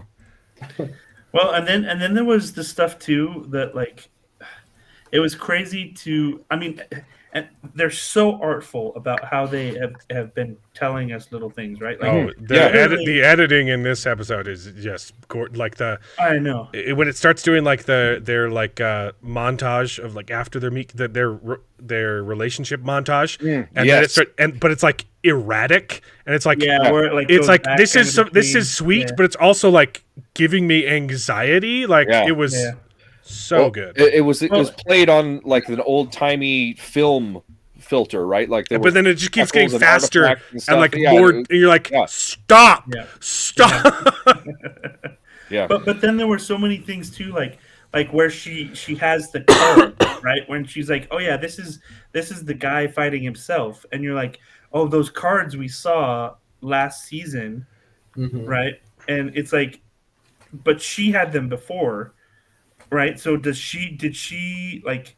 Okay, so that's the question. That's what this episode is presenting. Another question: did Gemma join Lumen voluntarily, or was she kidnapped? Right. Did she go because she's grieving her miscarriage and inability to give birth, and is just trying to? And maybe they promised her a solution. That's why she got these cards. Like, hey, we can help do this, or we can help you forget this, so that it's no longer a desire. I think that's manage your tempers, manage your desires, maybe to remove that desire, so that you're no longer sad about not having to have kids. I think that's but then it's like, why did they take her? Like even if that's the case, like why did they take her? Like, why is it so important that Mark finishes his Cold Harbor and Cold Harbor just barely appeared as one of the rooms that she's in, right? Yeah. So like, what is there's those little questions about, okay, how did this all start with Gemma? How did this start with Mark? But then there's the overarching theory of like, well, and the fact that why are they special? And that when it's over, they have to say goodbye to her. Yeah, right. Yeah, I don't know. It was so touching, though. It was so touching to see her as Gemma and be like, so after this is done, I can see Mark, right? Like, I just want to go and see Mark again. Okay. Yeah. And then they're like, oh, yeah. If it's not... He's moved on, him, yeah. That was devastating. Yeah, your husband remarried. If it's not aliens, which I think that it could still easily be aliens. I don't think it's aliens. It's probably my second theory is with all the cult behavior, it is them trying to approach perfection or immortality, right? By managing the tempers and creating a human being with no emotion. That's what I think it is. They can become like the perfected human, like the next evolution of humanity, and live forever or something like that.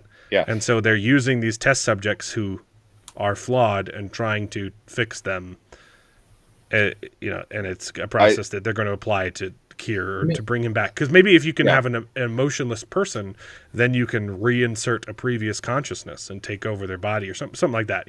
Could be, yeah. Or in a similar direction, rather than trying to create a perfect person, trying to create the perfect employee. A perfect employee who has no tempers, who doesn't feel boredom or anything, he just gets the work done. And then they don't need severed, they just put these people to work and then they don't want to go home. I think it's a little bit of both. And that brings up another thing that I want to talk about too, because this episode showed us a little bit more about Lumen's influence in the outside world, right? We've always been speculating about they only seem to talk about here within Lumen. Right? You're breaking up a little bit. Hold on. Oh, I'm sorry. Are we there?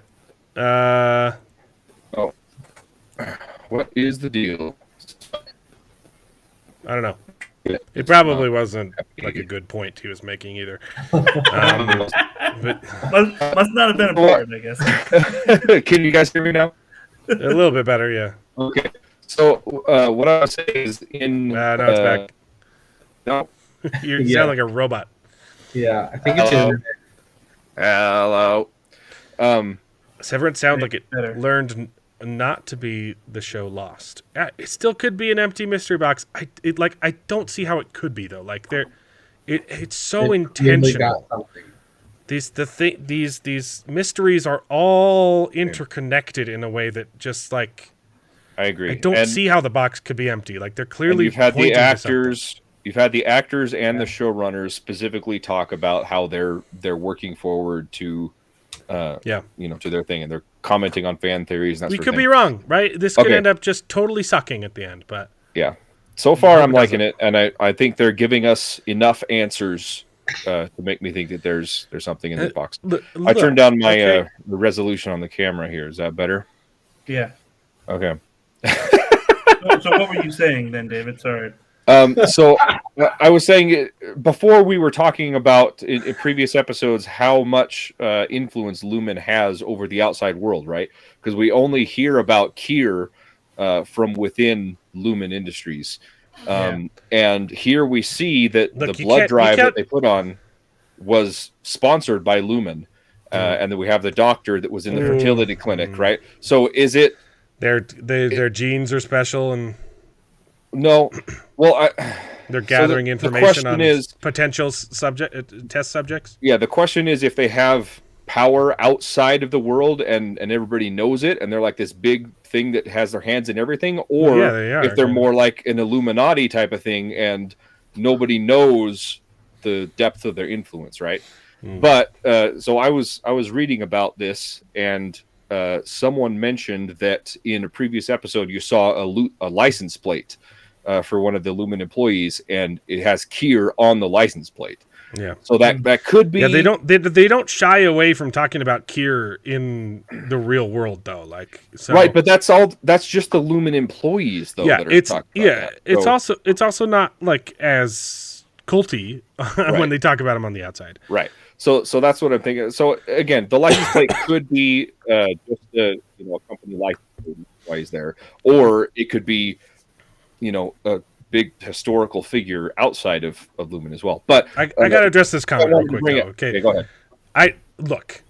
You can't with a straight face. You cannot with a straight face tell me you've never thought about what sex would be like as the opposite gender. Okay? Oh my God. Oh man. I'm not saying not enough to transition, but my goodness. Everyone's a little bit curious. Okay? What does this have to do with being probed? Because I think it's because I want it to be aliens. That's the. I mean, if you were probed, you might know what it feels like. Gosh. The other one. Okay, so back to the show at hand.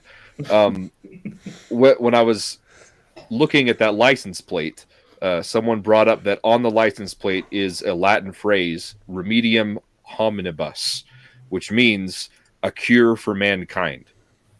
So I think you're absolutely that's where they're going. They're trying to perfect the fountain of humanity, youth, right? or- Yeah, it's the fountain of youth, or they're either or both. It could be they're trying to resurrect Kier or whatever, and they want an empty vessel for that, or just trying to make the better version of humanity, right?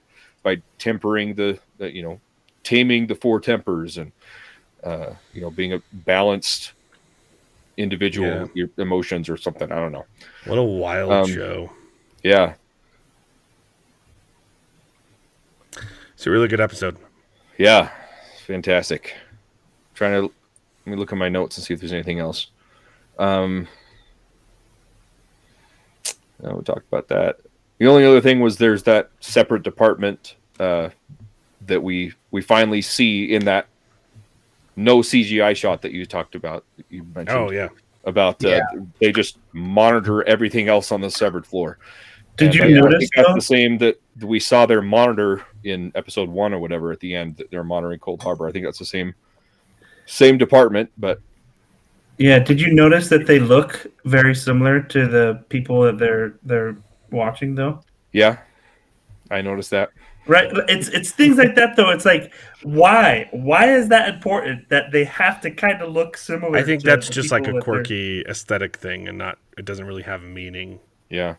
Well, yeah. Is it just like a visual cue to say, "Oh yeah, okay, this one's the one visual"? Like watching Mark, this one's the one. I think so. Corbin. Same exactly thing with their replacements when, in the episode 1 where he comes back and he has a new team. They're, analogs for the old crew. Yeah, I suppose. One of I'm still hoping Kelly. still hoping we see some of those again. I know. I don't think we are going to. I think if we are going to see him again, it would have been right. Yeah. Agree. When Irving left. That was fun. But now they're down to 3 instead of 4. But whatever. It was the most fun. Yeah. I don't think I have anything else to say. Well, then there's 3 entire episodes left of this season. I thought there was just 2. Are there 3? There's 10. There's 10 episodes. That's good. Can't wait, man. It's been a fantastic ride. Mm-hmm. It shows the separate department erasing blocks of numbers and deleting memories. So Cold Harbor erasing memories? I don't know. Oh, okay. I didn't catch that. Yeah, I just thought it was showing Mark categorizing all of the. Yeah. Like it was showing what Mark was doing. Yeah, I thought it showed him put him in the box, just like Mark was doing. Anywho,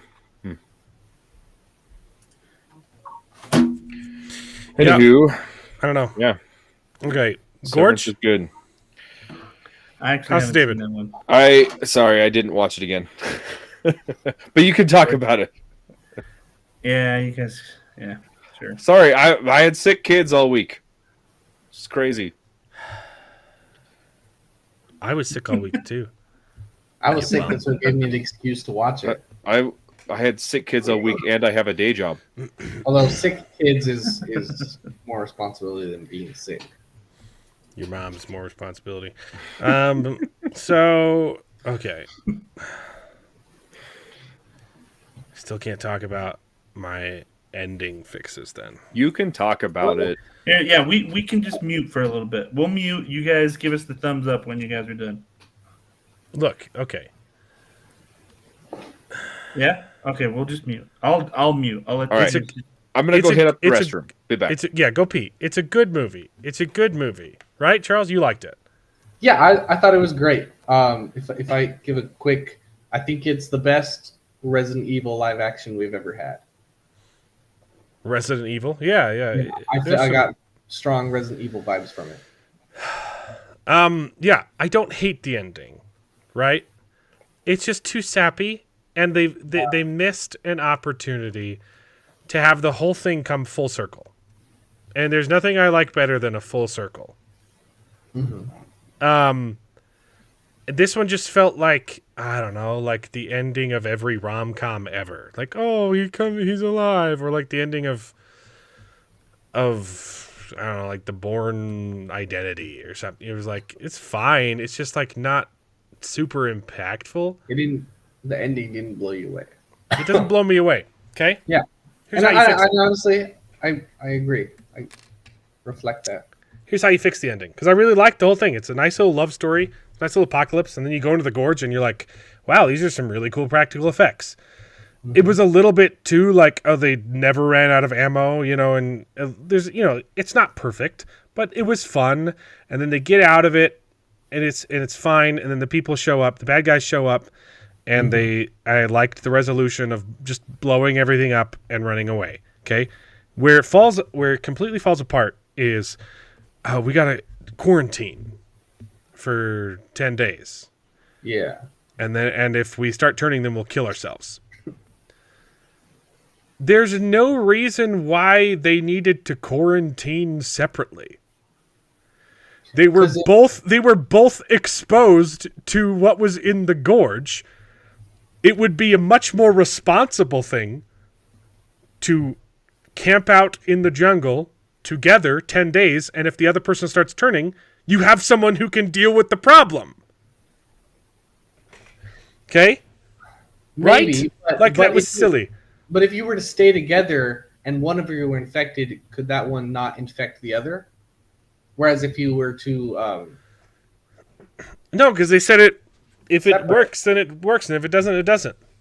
Right, so I'm saying one of you got infected, the other one didn't get infected. They were both exposed the same amount. Like, it was silly. Okay? It would have made more sense if they did together. Okay? And that's how you can fix the whole movie. Okay? You could have an ending, and I know you're thinking, oh, you quarantine together, have one of them switch, and then they have to kill their partner. No, that's not how the ending works. Because I'm smarter than you. That would be cliche. Okay? That would also be as cliche as the current ending of this movie. That's not how you end the movie. Okay? Their plan is, hey, let's blow up and let's meet up at this coordinate on the map, right? There's like a mountain up there, right? Okay, there's like a mountain in the distance we can both see. It's this landmark. If we can get there, and then we'll stay there, at the end of 10 days, we'll know we're safe, and then we can go and have sex on the beach, right? Like, whatever, we'll go live our lives, okay? I also thought it was a lame way to eliminate the villain. It would have been much more impactful to have them, jump off a cliff as it explodes, and be like, yes, we're done, and then see the helicopter fly away. And you're like, crap, this ain't over, baby. Yeah. Okay? My ending fixes all of the problems. It fixes problems you didn't even realize were problems with this movie. Okay? He said the same thing. Yeah, just wait, baby. I haven't watched this video, and he probably ripped me off, but it gets better. Okay? Oh, switch to the gorge. Oh, back in if you haven't seen it yet. You got okay. So, you say, this is the plan. We blow it up. We meet at the top of this hill, right? He gets injured, or whatever. Or no. I think it'd be better if she gets injured, actually. So she's delayed in getting to the top of the hill, and when she gets there, he's killed himself because he got infected. So she finally gets there at the end of the 10 days. Sorry, I'm late. Is he still waiting for me? And he's there, but he's dead. Then you end the movie by going full circle and tying in the beginning of the movie, which is rather disconnected from the rest of the movie, which is her doing the sniper job on the plane. And it's just like, oh, we're doing this scene to show you that this character is really cool. But it has nothing to do with the rest of the story. You fix that by putting the same scene at the end. And she kills the bad guy who got You away. have her waking up. And you could even transition it so it looks like it's she's doing the check marks of her quarantine, right? Mm-hmm. And it transitions to her doing check marks, and you don't even realize it's a different scene at first, and she pops up. Or like maybe she gets there like 5 days in, and he's killed himself, and so she's still quarantining, right? And then it transitions to her in the bunker, and then the last shot is her putting a sniper bullet into the big bad boss lady. Actually, or really do that. It's much better, right? Or I like you the nice you ending. could still you could still if you don't want to, it's a Valentine, it was released on Valentine's Day, right? If you still want to have the happy ending, what you do is you tease my depressing ending and you can switch it. You can still have the happy ending, okay? She shows up to their meeting spot looking around for him. Oh no, is he still here? I was a little bit late. And then she sees like something on the floor. Oh no. It would have to be a little bit different. They meet up and they say, okay, we're here together. We got to quarantine for 10 days. And they're slowly checking it off. And it shows like every day they do a check mark and they're testing vitals. And it shows him getting a little bit sick. And like he's sweating. He's got like a fever. But it's not because he's infected. It's because he broke his freaking ankle jumping off of that cliff. So he's got a fever because he's got an infection. Okay. So you're like, oh no, is he infected? And then it transitions to doing the check marks in a little hidey hole bunker from the, like same thing. You can say, oh, it transitions from quarantine check marks to waiting days in a hole check marks. And it does the same thing where her head pops up off the pillow. She starts doing check marks and you think she's alone, but then he pops up next to her. And then they both shoot her. And he does the spotting. That works. See? It's literally, my ending is better either way. Even if you do the happy ending or the sad ending, it's a better ending. It's a little less cliche. It's still kind of... I think it'd be better as a sad ending. I agree. If you can't stomach that, you could still make the ending better by making the ending better. Yeah. I liked it. I thought it was good. Those are both really So good. you liked that they got to be happy. So then do my second ending. That's great. You could tease the fact that he dies. Just put some... The ending just felt emotionless for me. So tease the fact that he's going to die. And then have him live. But to have him just like, oh, he broke his leg. And like, we knew that he was fine. And then just have him show up. And we're like... There was no emotion to the ending. It felt... And way it too wasn't satisfying just to have the bad guy lady die in a helicopter crash. I really like the coming full circle, the fact that she's got to kill the bad guy at the end with a sniper shot. Perfect, right? I think that is... It takes the movie from an 8 to a 10. Absolutely. Because you're completely right that they did kind of forget about the fact that they're snipers. They're both professional snipers, and they hardly use it throughout the show. Mm-hmm. And you could have and then you could have a cute scene where they're doing snipers together. He's like, okay, 10 clicks, wind speed, and she's like, and she's dialing in.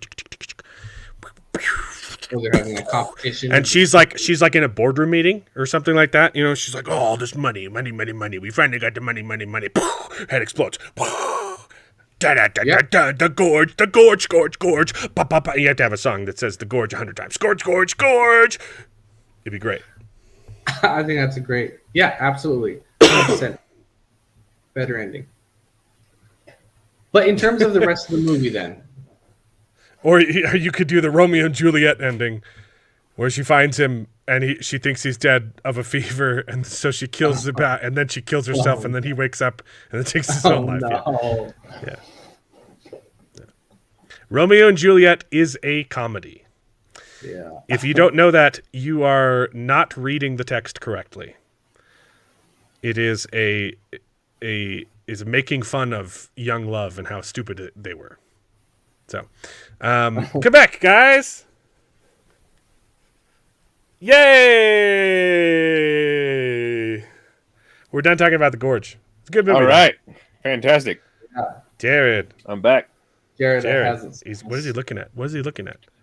Jared. Jared. He's watching Jared. the Oscars. Bueller. How do you spell Bueller? Crap. Bueller. Beuler, I think. It's Beu? Yeah, I think so. I have no idea. Bueller. Anyone? Anyway, yeah. Well, he overhyped it a little bit. Overhyped the I still ending. thought it was good. Look, this wasn't supposed to be like a month-long build up to the ending. I was expecting people to do their freaking homework so that it wasn't supposed to be like my ending's perfect. It'll change your life. Yeah. I just think it's a much better ending than what we got. And the fact that we delayed it for 3 weeks is the reason you feel disappointed right now. But I have it right. Joshua thinks I'm right. There we go. Yeah, the comments are delayed. Yeah, no, Anyway. I definitely agree that you did. It's a better ending. Oh, there's double L. Okay, that's how you spell it. Bueller. Oh, Yeah, and you Jared's put the E muted. before the U. Jared! Jared! There we go. There you go. I clicked unmute, and then so he unmuted himself Justin. and muted himself. Yeah, I'm like, I saw. Yeah. Yeah, Gorge is great. It's a good movie. I think the ending could have been a little bit stronger. Yeah. House of David? House of David. Yeah. Fantastic. Holy cow. Shockingly good, right? Yeah. Yeah, I was not expecting it to be that good, but it was pretty good. Okay. Episode 1. It's clearly on a shoestring budget. Like, Yeah. there are scenes you can tell, like, okay, we are cutting corners. Like when he kills the lion? We're not cutting Yeah. corners. We are cutting the paper in half. Okay, Yeah, because yeah. we don't have the budget, right? The lion looks really good, and then the fight scene happens Yeah. off screen with shadows. Yeah. Well, he That's literally fine. like throws the torch over there and then runs into. We're them. gonna do the fighting Yeah, over there. like Yeah. it was so. ridiculous. But it's because the fight didn't matter. It was that's what all these Hollywood executives, these morons, are missing. I don't freaking care about CGI. I care about the story. It literally didn't matter. It was a little chuckle. Okay, we're not going to see the fight Yeah. because the story was so good. The writing and the acting and the story was so good. It didn't matter that we didn't get to see him fight a lion. Okay, and even some of the shots with the opening shot with Goliath. There's some of the you can see. Okay, this is clearly a green screen. They've made him look a little bit bigger, but it looks good. It doesn't look bad. It's just this isn't perfect in any way, right? And it doesn't matter because like the emotion is there.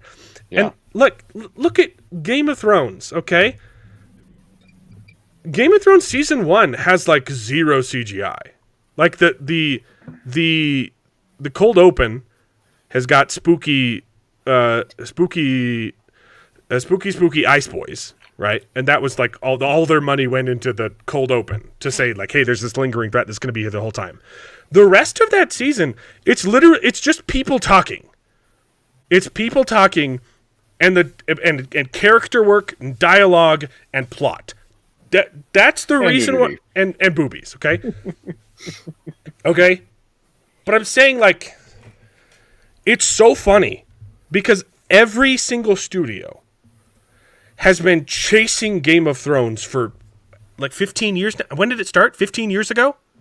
Shoot, that's Has crazy. it been 10? At least 10. Yeah. Yeah. I think it started 15 years ago, right? Yeah, I agree. I think They've so. been chasing the high. Everyone has tried to be the next Game of Thrones.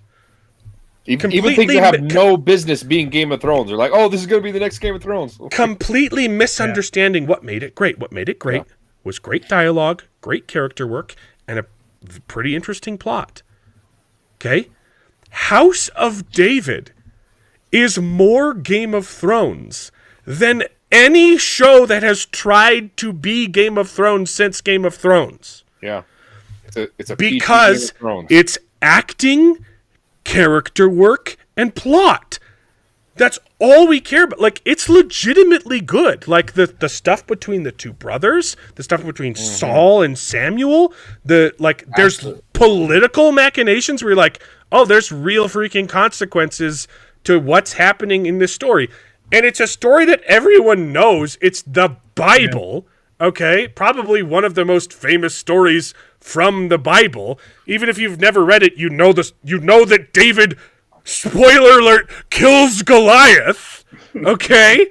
What? Well, I'm sorry! I'm sorry! I saw a pre-screening! I've seen all the episodes!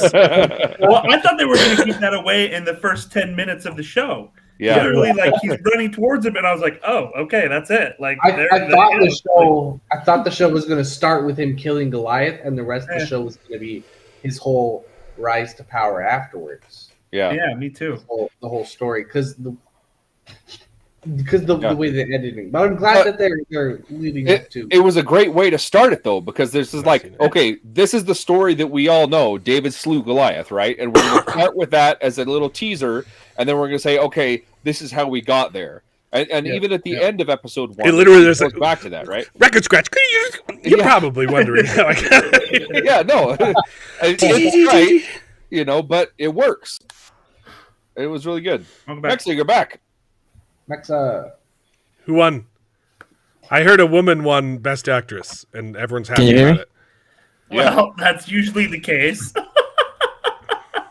Well, but These the days, trans you don't know. the trans actor for Amelia Paris was nominated. So Okay, true. for Nora won Best Picture. What? what one? What one? Nora? I still have never heard of this movie. Yeah, It's trash. Watch it. It's absolute garbage. It's just 2.5 hours of a spoiled brat crying about not getting with the rich guy. That's the entire movie. That's the entire movie. But yeah, it's not that bad, but it's very bad. Like compared to like anything academic, whatever. I came here to report on Bukaru what we all have been waiting for. Have we been talking that long? Are you done with the movie? No, like I'm halfway through. Okay. We've been live 2 hours. All right, how is it? It's insane. Okay, let me just describe you a little bit about the character of Bukaru Banzai. Bukaru Banzai was born of a Japanese mother and American father, even though he doesn't look Japanese at all. He's just a white guy. But yeah, that's why he's called Bukaru Banzai. He is a surgeon, by the way. He is a surgeon and also a rocket driver, like a rocket driver. Literally, he drives a rocket into a mountain, and that's how he gets into the 8th dimension. He's able to cross right through the mountain. That is the whole thing. He has a machine called the over thruster because it thrusts over trust things, so he cross over things. You know, he's able to like dematerialize himself and cross like material things. And he also has a band called Bukaru Banzai and the Hong Kong something. Like, what? And they play like it's like a jazz band, and they play in this club. And these guys, like, they're playing really good music. Like he's a rock star. Obviously, none of these actors play any single instrument ever. They're like pretending very badly to play the guitar. He's like ripping the guitar, and there's this chick that is crying out of the sudden, and he's like, no, stop the music, stop the music. I hear someone crying. Who's sad? And this chick is like crying in the middle of nowhere, and she's like, my name is Penny, but doesn't matter. He keeps calling her Peggy because he's an asshole. Whatever. The chick tries to shoot her, like, you know, she grabs a gun and tries to, like, out of nowhere, like she's doing fine. The guy's singing a song for her, and then, but again, he's a surgeon and a musician and a rocket scientist or something like that. But the funniest part is John with the go the guy that was Lithgow. in Lithgow. yeah Lithgow. He is hilarious. He's like an Italian scientist, rocket scientist that invented the overthruster, and he lost his mind because he went to the eighth dimension, and now he comes back and he's like multiple personalities. He's like talking like in many different voices and many accents and changing to one Yeah, accent to that's the kind of other. that's kind of his thing. He's absolutely insane. Like he has the crazy hair and he's like he's hilarious. Like every movie is like he's he's insane. Whatever. I just saw the first scene with Jeff Goldblum, and you're not gonna believe it, but he is in full cowboy outfit, in a full red cowboy outfit that literally looks like Buster Keaton. and His character's name is New Jersey. yeah, his character's name is New Jersey. He's not even like, yeah, he doesn't have a name, and he's like going to play with the band. Then this guy apparently, yeah, it's a mess. The entire movie is swarm in gobbledygook, like mumbo jumbo, like techno mumbo jumbo, like, oh, we got to connect the overthruster to get into the other dimension and the blasters, and it's incredible. It's like a 90s movie in the 80s. It's like Matrix, or that movie like Johnny Mnemonic. Is literally that is so it's so hilarious. Yeah, it looks great. Insane. I've never seen anything like it. Like the cinematography is actually very good. There's scenes with the actual rocket, and it's like one of those like vehicles with a rocket in the back, so it goes very fast. Supposedly, it goes like over the speed of sound. That's how he is able to go to the eighth dimension, and the effects are practical, and it looks very good. It looks very good for being like garbage movie. The cinematography is great. Yeah. I'm gonna continue watching it. It's I'll have to insane. check that out. Banzai. That sounds like a fun time. It's a fun time. Yeah, Dr. Banzai. And they call him Bukaru. Like it's not like a nickname or anything. No, that's his legal name that his mother gave him. But yeah. Crazy. Very interesting. I'm gonna check it out. Crazy. It's way better than Anora. Let me tell you, it's way better than Anora. This is Nice. Yeah, that is the Buster cowboy Keaton looking as outfit. Jeff Goldblum on the left. Yeah. Yeah, that's Jeff Goldblum. Oh man. Crazy. That looks like a riot. Yeah, I will recommend you to just watch the first 30 minutes of the movie because they're hilarious. And I'm gonna continue watching it, guys. I just wanted to come and report on the movie. Sounds good. I thought it was gonna be very bad, but it's so bad it's good. Yeah. You'll have to let us know next week how it turns out. Yeah, I will give you the synopsis next week. Yeah, but see you guys. Have a good night. See ya. All right. Thanks for crashing in again, Mexa. Yeah. Okay, so House of David is more Game of Thrones than every show every show that has tried to be Game of Thrones since Game of Thrones. That's what we were talking about. Right. It's good. It doesn't need good CGI, and it's not bad CGI. It's just not like perfect. Yeah. Like the CGI lion was pretty good, and then the real shots of the lion, you could tell it was different. You're like, okay, they got a real lion for this bit. Yeah. But the CGI looked fine too. I really liked the drama. Like they're taking some liberties with the story, but it's not oh Jesus is a woman, and it's like, no, we're just filling in. We're turning it into a drama, and we're making up some stuff to fill out the characters other than David, around the story. That's making it really freaking interesting. I really like it. My only issue with the stuff that they're trying to fill in is David's parentage, only because it seems weird coming after because of who his grandparents are, right? And they mention it in the show that Jesse is the son of Boaz, right? Boaz was married to Ruth, who was an outsider. She was a Moabite. So if anything, they should be saying, "Oh, your grandmother was, not an Israelite." But it was it was fine, but it was kind of weird because they're attacking her mother. Well, it was out of wedlock, which it's not consensus. It's debated in the Bible whether or not David was a bastard. It comes from the one line where he's like, "I was born in impurity" or something, and raised to purity or something. I can't remember the specific verse. Yeah. But it is speculated that David was a bastard. Yeah. We don't know if that was true. Yeah. The show is saying that it is, and it's fine. Yeah. Well, and you have to make a choice, and it's interesting. At the very first episode, it's like, look, this is not 100% accurate, and I think that is okay. Like, it is okay to say, absolutely, this isn't going to be 100%. Like, we have taken some liberties, and it specifically said, hey, we've taken some liberties to add to the dramatization of this, right? Right.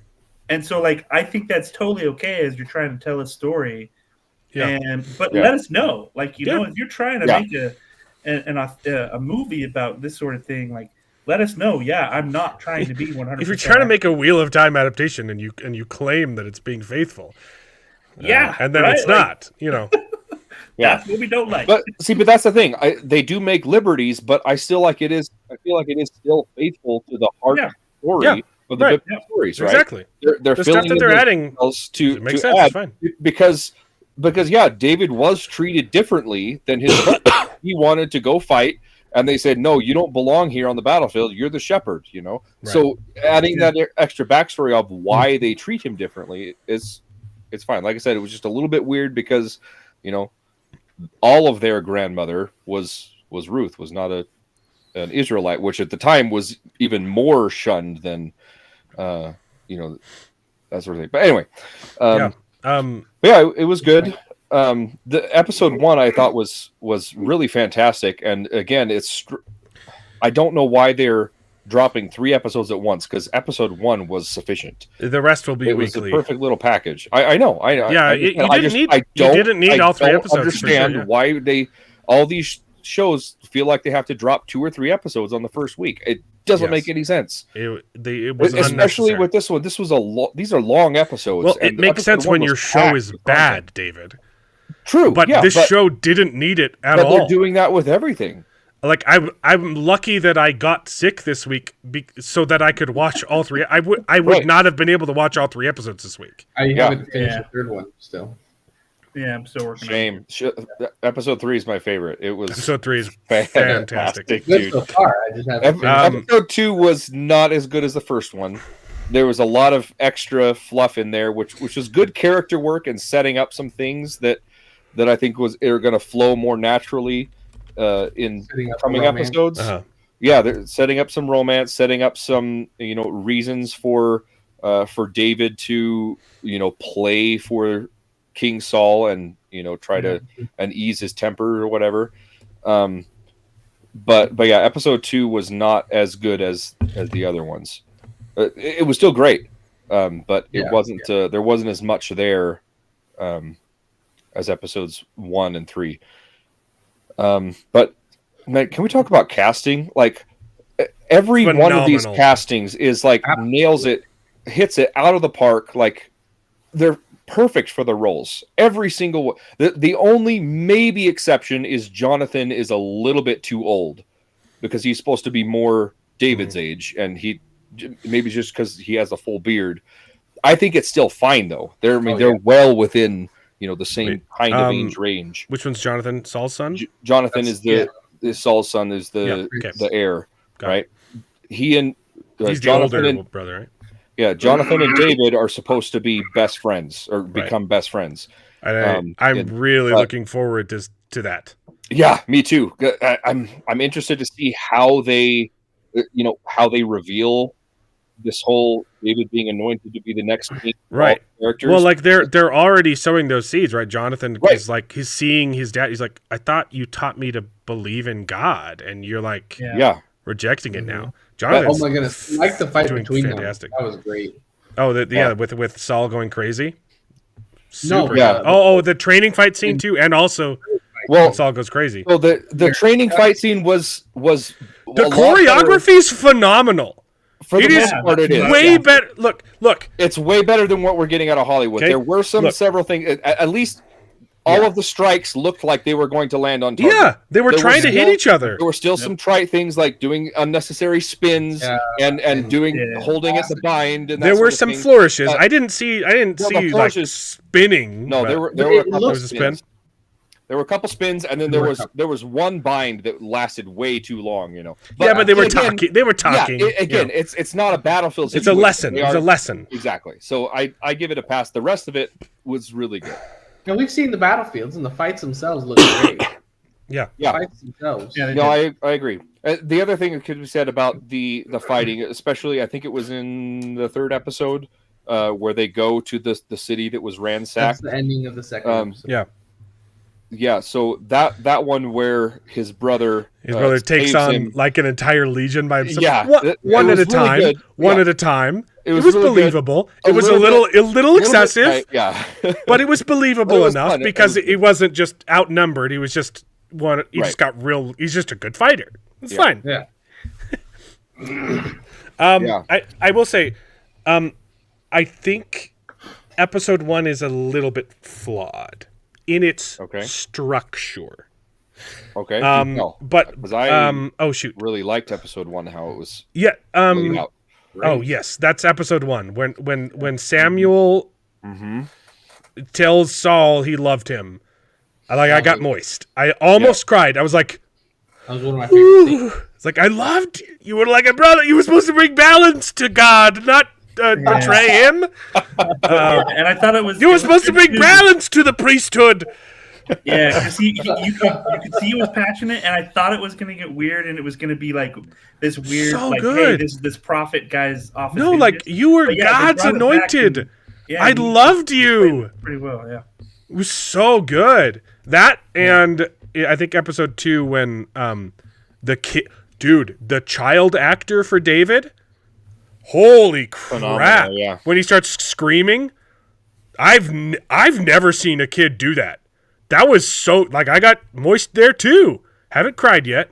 Real good. when the mom died. Yeah, when the mom. Yeah. Yeah.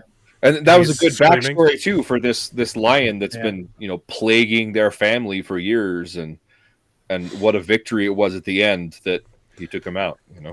Yeah, watch Dave. Dude, like I'm It's really shocked good. at how much It's I'm been good. liking it. Yeah, it's been good. Yeah, and Joshua says that there's been anti-Christians praising the show too. I think you don't have to be a fan of the Bible or a Christian to enjoy the show. There's a lot, so it does a lot to I guess I don't know what the word. Yeah, moist is a gross word. I can't say I got teary-eyed because I didn't actually shed a tear, but like I felt it. I felt my glands moistening. Just the way you said it, I got moist. I said my eyes got a little moist. The second time I did say I got moist. Yeah. Yeah. But I thought in context you'd understand. Yeah, I understood. Yeah. So I don't know exactly the way to describe it, but I think they've made it the way that they've described some of the thing is some of the the structure and the theology, I guess you could say, behind this ancient world is a little bit removed from the biblical text, just a little bit. There's a little bit of magic going on. Yeah. So that's what I'm saying. It could be to the Kinda lay fun. person who's not a Christian. It's like, I kind of like it. It's all good. Yeah. Saul is not a prophet of God. They say he's a prophet of God, but they refer to him most of the time as a seer, right? Oh, he's crazy. He put a curse on Saul, and that's just more. He's a seer of many. Yeah. It's just, He's the bad guy in Avatar. It's Samuel. Yes. He's so good. So good. All of the acting has been top. The actor for Goliath too, just fan-friggin-tastic, man. I will say Yeah. one of his lines in the opening scene was his delivery was a little weird for me. Yeah. But I hope really they- liked his delivery in episode 3. Yes, I agree. It was I'm there's hoping- this one line where I was like, that wasn't the best acting I've ever seen. Yeah, we watched it. My whole family watched the first 2 episodes together today because we were all sick and we stayed home from church. And at the beginning, started like they left out the best part of the. Dude. They left. Watching House of David doesn't count as church, David. Sure, but it was Anyway. But anyway, we were watching it, and they're like, they left out the best part of the speech. They didn't say the thing about a dog. You think I'm a dog? Yeah, You want me to yeah. stick? You know. I was I'm hoping. I was hoping waiting they for that revisit line. it. I'm hoping they revisit it. Yeah, I hope they make the scene after longer the event when it and happens. fill in the Like, stuff, yeah. what am I, a dog? You come at. I love that. You come at me with a stick. He said you come at me with a stick. We're like, but call him do the dog bit. That's what my kids said. They said they missed the part about the dog. That's the best part of his speech. And then They David gave Goliath a helmet, which was great. Okay, so structure problems. In the first episode, they show you Goliath. They show you the monster in the opening scene. Okay. Yeah. Then you're I talking get why about they did later like how- it's like yeah. structure. I understand what they were doing, but then in that same episode, they tease him. Yeah. They do the hand thing, and you're like, Yeah, that's you a good can't point. you can't do. I like both of those things, but you can't do both of them in the same episode. You could have easily done the first scene and never showed Goliath.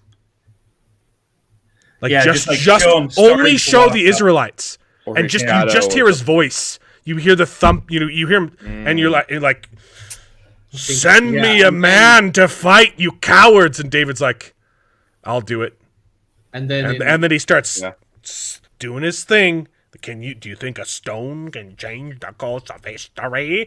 And then I think showing the spear, I get why they did it. Showed him getting hurt a little bit. Like it pumped me up when I saw it. But then later on, they're like, you can't. that would have made his reveal in episode 3 much cooler. Yeah, as well. exactly. Yeah. Exactly. So Yeah. so just re-edit the agree. first 10 minutes or 5 minutes of the show, and it's a better show. Yeah. I agree. I get what you're saying, but that is I that is didn't the hate it. drawing point of No, I know, I David get and it. Goliath, right? I understand why they did it, but then you can't do both. Yeah.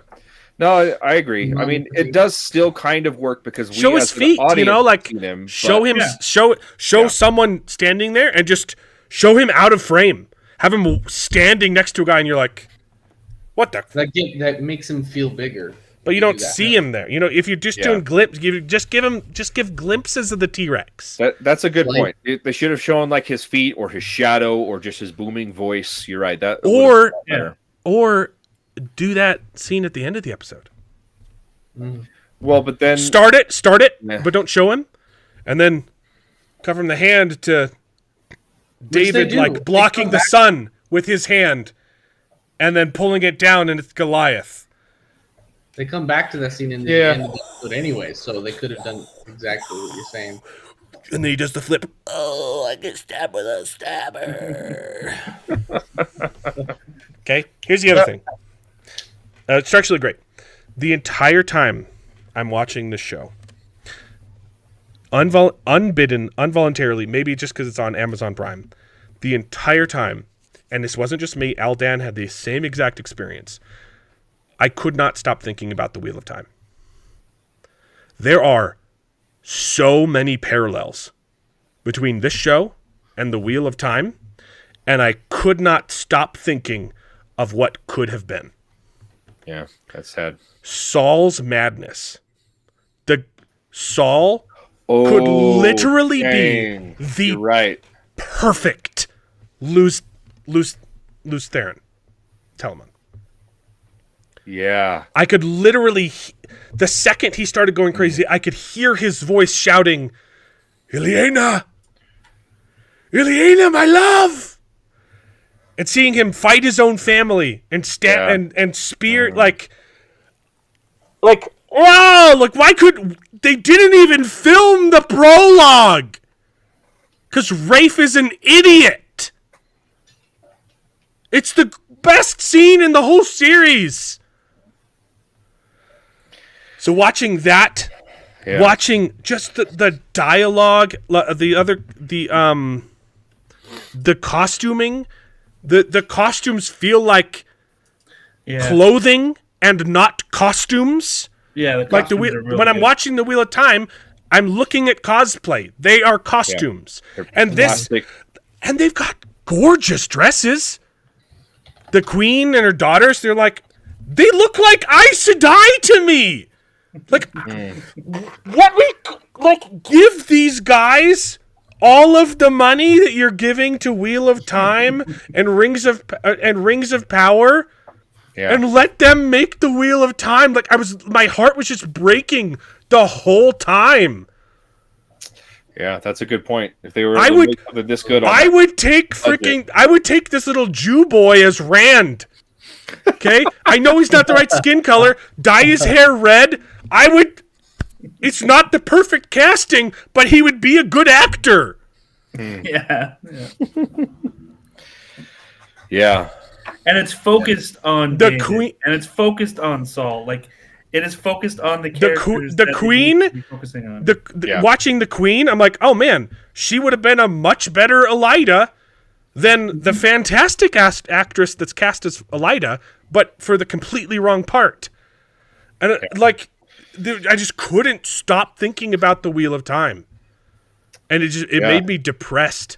That's a good point. I didn't draw that parallel. I thought more of the House of the Dragon type of political machinations, and they were having actual conversations and not just writing backwards because they know where the scene ends. Yeah, and they do know where the scene ends, but they've read the book, right? But all the dialogue, but David, was natural, David, and it also alluded to. Of course, they know where it ends. They know where the Wheel of Time ends too. Yeah, but they didn't write this show backwards. Okay, they said, okay, we've got David. How can we develop David as a character? And it's all natural. How can we develop all these other characters? And these characters, they're real. You can feel that they're real people because they're reacting like real people having real conversations and not just this backwards crap that we've just become so accustomed to from Hollywood. Yeah. No, absolutely. Zero money. Look, the episode 1 starts off with the battle with the Amalekites. It's 10 people. It's 10 people fighting and a whole bunch of fog, and they're like, we finally beat all of the Amalekites. How many people did we lose? 10,000. 10. Yep. There were 10,000 people fighting. Yeah. Off camera. Yeah. They have no money. They are stretching every single dollar to its absolute maximum potential. And it's good. Yeah. I agree. Invincible was actually pretty good this week too, but actually they brought up Reacher too. I've been watching a little bit of Reacher. That was good too. Yes. I haven't seen I turned off from that show. That's just such a douchebag. We can talk about Invincible. But there's so much to talk about with David, though. Yeah, really good. So that bit you mentioned about the 5,000 people that were 10,000. They lost 10,000. 10,000? So they had way more because that's how many they lost, and we only saw 10 people on screen. Yeah. Give these people money. Come on. Narrative, it's impressive what they can do with what little budget they've got, right? But I love narratively how that lined up with David, and he lost 4 sheep to the lion. Yeah, and that conversation happened right before. Like, how many did you lose? I lost 4 sheep. And then you've got Saul. It's like, oh, we lost 5,000 men, but it was a sacrifice. We won. He doesn't care about the 5,000 men, where David cares about the life of the 4 sheep that he lost, right? Yeah. It was absolutely fantastic. The dialogue again, it was really natural, and also subtle, like the quotes from the Bible, from the biblical text and the biblical conversation. Yeah, they're worked into the rest of the dialogue seamlessly. Yeah. It's fantastic. Like specifically the obedience the is better than sacrifice. Yeah. Oh man, my favorite that came line. out so freaking good. That's exactly what I was going to bring up. Yeah. That conversation between Solomon and Samuel, friggin' tastic, man. It was so good. And yeah, he's like, "Hey, I'll go make the sacrifices. Let's go make the sacrifices." Sacrifice with me. He kept saying that over. I was like, "Oh, you don't get it, Saul. Yeah, it's not about le sacrifice." Yeah. It was really good, and I love again. There's so many parallels in in the show. Rafe saying they can't make loyal tall. Just go screw yourself. Yeah. But they spent thousands of dollars on wigs. Yeah. I love the parallels with the show is called House of David, and it's about his rise, and we need to call it House of the David. We have to call it House of the David. Yeah, so I love the the emphasis on this is the house of Saul. How Saul is the king of Israel. It's not anymore though. Yeah, but it's going to be so fun to see David and them becoming friends despite the complete destruction of his household. Right. Well, and usurping his throne. Like, yeah. It's going to be so tasty. It's very interesting to see if they become friends. Like, obviously, they're setting up where they're going to be frenemies. They're going to be frenemies, baby. The daughter that he marries eventually, that saw him play the harp, she's going to say, "Hey, there's this guy I saw play the lyre, and he could probably father. He could probably temper my father's 4 tempers. It's Severance, full circle." Yeah. So that's how that introduction is going to happen, and then Jonathan and David are going to become friends. But I wonder at what point Jonathan is going to find out that David has been anointed to be the next king. When they're going to reveal that, that's going to be super interesting to find out. It's Game of Thrones. Yeah, it's so good. Also, I love the throne room. I love how small the throne room is, and it's big, but it's like cozy and it's cool. Yeah. But it's also it plays into the other nations of the world and how they view Israel. They're like, the Israelites are just a bunch of farm boys pretending to be a kingdom, right? They don't view them as worthy of rule, right? That's why they keep attacking them and say they're silly religious, mumbo jumbo. They're just farmers. They're not kings and they're not warriors. Oh, I loved the interaction with the tracker, with the the sorcerer. Goodness. Yeah, he was great. Sorcerer. Holy cow, that gave me chills. His whole stuff about God doesn't exist because he's going to let me torture you. Yeah, it was so good. He was threatening God. Like, if God does have wrath, tell him to send me his wrath because I don't believe it. Oh my goodness! It was very reminiscent of another scene, and I'm trying to remember what it was from. It was it's another torture scene where he's like, "You pray to your God, and I'll stop." Oh, it's Count of Monte Cristo. Yes. Pray to your God, and I'll stop when he tells me to. Yeah. And you're like, ah! Yeah. Ooh. That's so that guy was great. I like that guy. And guess what? Guess what? What? Perfect pot and thane. Okay. Right? Yeah. Perfect. That could work. I can't stop thinking about the Wheel of Time. Man. That was the other big one. It was like, man, what we could have gotten. We could have gotten this guy's Von Fane, baby. Why is everyone in the Wheel of Time a Jew? I don't understand. It's a weird choice, but it's good. Yeah. The Shan are supposed to be Texans, but they're all just Jewish. Speaking of which, the joke in episode 3 about being a Jew. It's like, so that they're all talking with David and joking with him a little bit, and they're like, "Being a Jew gave me this," and you didn't catch that. Give him what? I just cracked up, man. Sorry, I just don't remember the context.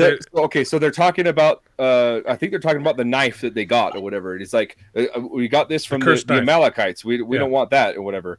And he's like, they're just talking about different cultures or whatever. And one of the brothers, he's just like, being a Jew gave me this. Oh. And he pointed down to it. And it's just like the throwaway line. I was like, holy crap, that was so hilarious. It was good. Texan Jews. Yeah. Seriously, the costumes were phenomenal. Yeah. The only one that looked a little bit silly was Jonathan's breastplate. I thought it looked nice with the interwoven leather, but it didn't fit him right. Other than that, Yeah, it was a little bit big. it still looked, like it could be period accurate. Something that they I think one of the things that make the costumes fantastic in the show is that they feel lived in. They're right. up. No, absolutely. That's one of the problems with the Wheel of Time and Rings of Power. They just look like cheap costumes that were made yesterday. Sometimes you can still see the creases in the fabric. They didn't even iron them out. And they're, they're not hand sewn. They're machine sewn, and they have like prints on them. It doesn't, Anyway, Egwene has that was really good. Egwene has an outfit in season 3 that just pisses me off. I'm trying to find it, but like. The one we saw Nynaeve in was pretty bad too. It was just this is worse. She's wearing like a modern like crop top blazer and then like leather straps underneath. It's like, what is this show? That's weird. Yeah. Yeah, and I like all they're not like saying like the mystical magical elements. It's not like full on this is magic, but it's like it could easily be right, but it could be, and I think that's a really good balance of not like pissing off all Christians, like and just be like, hey, like maybe there are some other forces out there, but maybe God's stronger, like it's not like explicit magic, but I really like the mysticism in it. Yeah, well, Christians really cool. Believe in witchcraft. And forces. I know. The devil has powers. I'm just saying but it's not like the Noah movie, right? Where right? Oh yeah, yeah. So weird. Where the giants are big ents, right? Yeah. Right. Yeah. Saying there's a balance, okay? Right. Yeah, and I think they got a good balance where it feels low fantasy, like very where it's the Bible. Oh, that's right, Justin. They were rock monsters. Thought they were tree monsters. It's been a while. I watched that movie once in the theater. It's a cropped motorcycle jacket. I'm trying to find the still. This one she's in it, but it's not the full body. Here it is. Got it. I found it. I hate this so much. Give me a second.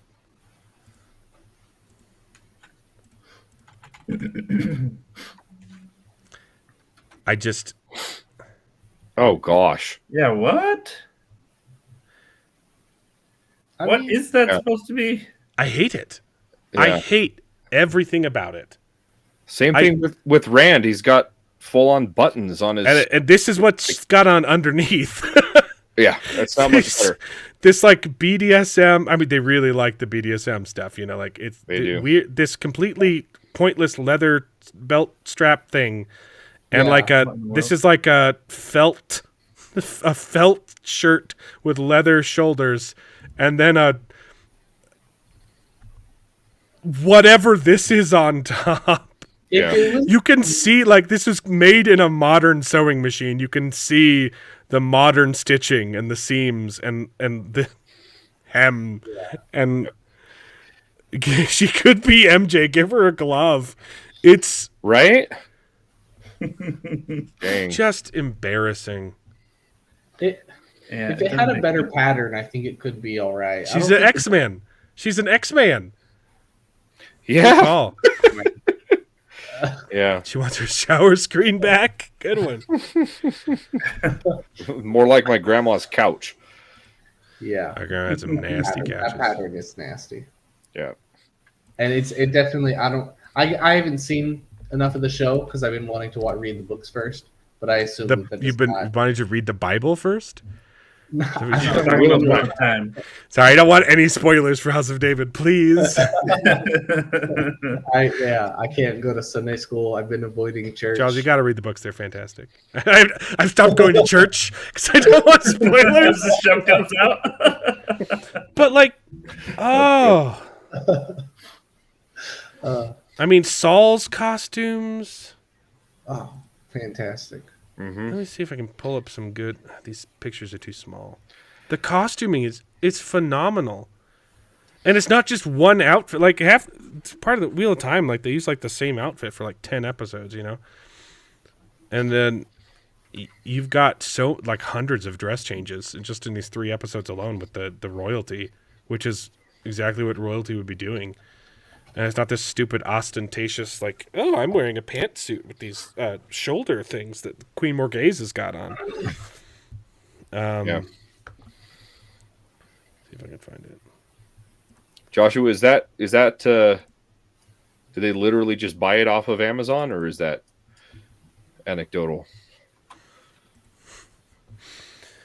It's that's called embezzling. Yeah, right. Dude, this is a very small picture. Oh, wow. Yeah, Well, that didn't link. Like the armor, Yeah. it's Yeah. so good. Yeah. Yeah. It makes It's sense. Yeah. was trying to find some of the dresses. This is AI. This is not the show. Yeah. Maybe. No, that's So it. That's the show. it looks AI though. Yeah, That's a looks different like an show. AI filter on it. I was finding a lot of AI filtered ones. I'm loving this show. Just absolutely shocked at the quality of this show. Yeah. Yeah. I hope it continues Look at this dress. to be just as good. That's a freaking Aes Sedai, man. Yeah, you're right. Like That's a Egwene right there. That's who would he be?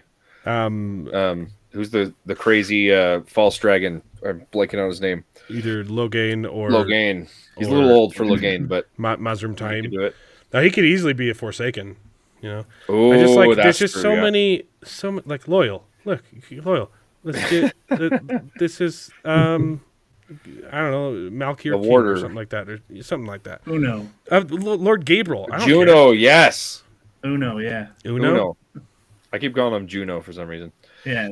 Look. Uno. I mean, his nose is real big, but dye his hair red. Dye his hair red. I'd take it. I'd take it over what we got. Okay, and he's a great actor. I don't give a crap. Loose Theron. He is great. Elida Sedai. Maybe Ishamael. I kind of like. I feel like Robin would be better, but I don't know. Elaine. I mean, not Elaine. Egwene. or Egwene, yeah. Anyone. Literally, I would literally take any of these people. Look, Perrin. That's Perrin right there. Oh, yeah. He's Yeah. too old. He's too Yeah. old. But he's too old. Tamil Thor, man. I like it just Yeah, for sure. I don't even have to think about it. I would literally take any of these actors. There's Elaine right there with red hair. Yeah. Yeah. Yeah, Yeah, you got a great. good point. See y'all, Dan. Their costumes aren't complicated. They're pretty simple, which I think also lends Great to show. the believability. Yeah. Back then, you didn't have the modern technology tuning to in. make super Thanks, Justin. elaborate designs. Yeah. I agree. It's a shame. The costumer on What Up's interview, so What Up, the YouTube channel, interviewed the costumer for Wheel of Time.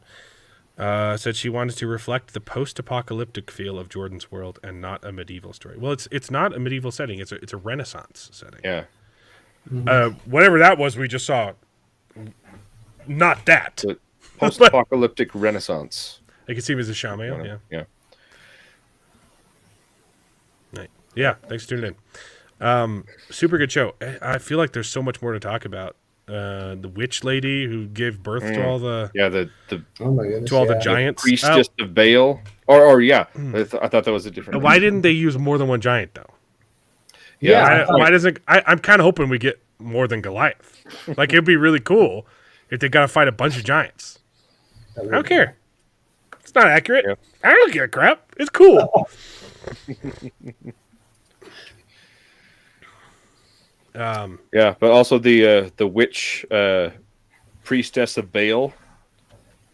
Oh yeah, That was great. really good. Real And good. Again, it's like the house of Saul is still not getting the message, right? Yeah, They're all They're just like they're just trying to like get we away gotta with fix it. this. Let's turn to any They means keep- that we can. They also keep blaming Yeah, we know. Samuel. They all think Samuel is the one who Right. cursed them, and they're like, if we Yep. get rid of Samuel, then Talk about a plot hole, God. Why didn't you have more than one giant? Yeah, missed opportunity. It would have made your character of David seem overcome a Cooler. bigger challenge if he had to fight more than one giant. yeah. Yeah. Okay, Oh my just Should have basic storytelling. God. yeah. Yeah, they should have had a second revision on that Bible there. Yeah, you Yeah. gotta get some. You Could gotta get some. have used a proofreading. You gotta get for some sure. beta readers to tell you your story's not LGBTQ enough. I can't help but notice there's not that many. There's not as many strong female characters in the Bible. I'm noticing a lot of Jews in this story. It's not very diverse. Oh man. That's a good one. That's a really good one. Yeah. This just pisses me off so much. Crap. Yeah. When do these episodes drop? Like, I'm literally like, I want to watch episode 4. Yeah. March Yeah, I want to 5th. finish. Oh, they episode drop 3. early. We don't have to. They drop on Wednesdays, baby. Nice. Ugh. Yeah, I hate having to wait till Thursday night to watch any of these shows that we're reviewing. Oh, okay. Thursday every week. morning, like 1 a.m. Okay. Thursday morning. You can stay up late on. You can stay up late on Wednesday. Well, it's probably Wednesday night because all of Wednesday all the night. other shows are Wednesday night at supposed to 1 p.m. Yeah, 1 a.m. Yeah. Yeah, 1 a.m. What time? Pacific. It's Central? adjusted to Does it- Mountain Standard Time. Is it? I Yeah. don't think so. I don't think so. I'm All the other on shows- Amazon. I'm looking on the website. Dude, Severance is supposed to come out again. This Severance is Apple, but Severance is supposed to come out Friday during the day, and it comes out. It always comes out Thursday night at like 9:00. Okay, so maybe this is whatever standard time, but it's telling me that I could watch it on the 5th. So it releases earlier. Right? Yeah. See, there you Oh. go. Yeah. So- yeah. That's beer o'clock for me the next day. Yeah. Where are the black Hebrews? The black Israelites. Yeah. Yeah. It was filmed in Greece, which yeah, I mean, and the cinematography, like, it's so gorgeous. Mm-hmm. This show looks so good. Yeah. Yeah, chasing him into hiding loops. Man, I just, it's like, what a sleeper hit. I'm just baffled that the show is so good. Yeah. I agree. And I want him to do more Bible stories now. Like I want him like do like the cleansing of Israel. Do fighting. Like where they divide. do like Joshua Babylon crap. comes in. Do freaking Joshua Joshua would be sweet. coming in. Do all like Gideon and those guys who drank water wrong. Do that. Do that crap. where they lapped it, And then they start banging pots together, man. That would be better than the Battle of Blackwater Bay, baby. Canaan. Yeah, sorry, that's what I'm trying to say. That'd be awesome. Let's have a Jesus cinematic universe, please. JCU. Can we please just like connect this to the Chosen? Heck And- yeah. Oh my goodness. I thought Can we get a Jesus cameo, please? Jesus is gonna come. David, I'm assembling a team. I'm assembling a team of prophets. Okay. We might have crossed the sacrilegious line there. I'm assembling a book of prophets. I'm assembling a book. You may have heard of it. It's called the Bible. Oh, that's good. Oh, this is good. Yeah. Oh, Jesus doing Whedon speak. Yeah, Canaan would be pretty cool. Like Jericho, Joshua and Jericho, and then later on you could do the guy whose name I said, and then I just forgot. Gideon is would be a fantastic great. story in the Bible. Of course, there's all the big ones, Moses, Jonah. Yeah, but we've but- seen the Ten Commandments. We don't need to do that one again. That's true. It's hard to beat Charleston Heston and Yeah, you can't beat it, man. And the Prince of Egypt, right? It's a good story. Prince of Egypt is pretty good too. the animated one? Yeah. Do another. Cool. They are doing another Passion of the Christ. Mel Gibson is doing a sequel. I actually heard that. Yeah. Interesting. Let's see another I mean, even doing like a Babel would be pretty dope, Or Babel, yeah, or Babel, however you could do.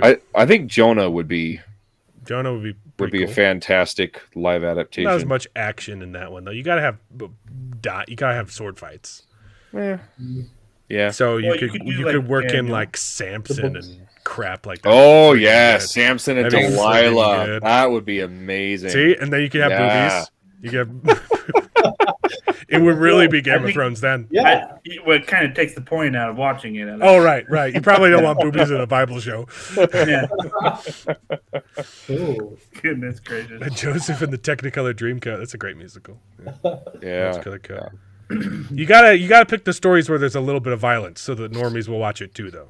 That's a good point. Yeah, I think Samson would be perfect. Caligula. Dude, yeah, Samson freaking kills somebody with the skull of an ox. A jawbone. Yeah, jawbone. Yeah, not the skull. Yeah, the jawbone. Like, yeah. how dope is that? Yeah. That would be awesome. It's gonna go full nutso Catholic limbo stuff, which is wild. It would make really cool TV, man.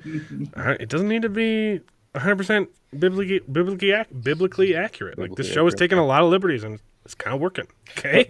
You know what? I am astonished that we haven't gotten like an adaptation of is the Divine Comedy, like especially Inferno. That would be freaking amazing. You see Dante's Inferno. Oh yeah. And like literal going down through all the different it'd be 9 levels of hell. It'd be costly. Yeah, that's true. But I think it's public domain. Like, why hasn't anyone done that yet? It's astounding. I think there's been adaptations of it, or not adaptations, interpretations. They've done interpretations of it, but not a direct. There's been lots of content that references homages Inferno, but there hasn't been anything that's directly adapted it. So I think you're thinking of Dante's Peak.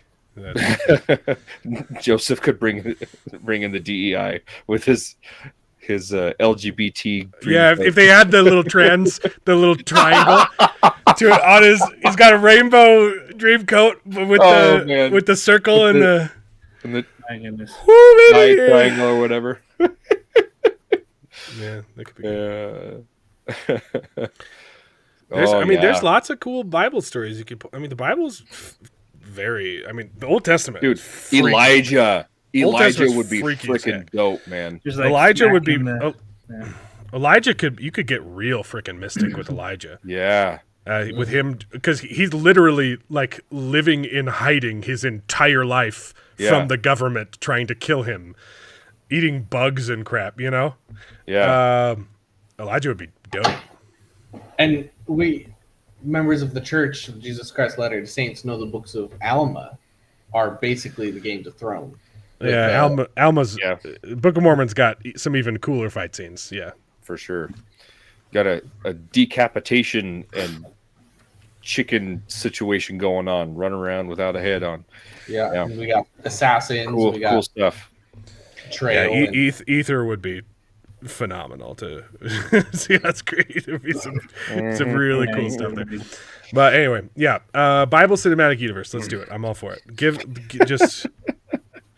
Just like imagine if they spent money on, like, it's already so good. Imagine if they spent the kind of money that they spent on Rings of Power. Anything. If they Yeah. if this show got Rings of Power money, it would look so good. If it got Rings of Power money, it forget doesn't it, need but it. It doesn't yeah. need it. Just give them just more got money than they got. Wheel of Time show, like it's crazy to me that we're spending money on garbage and not on this good stuff.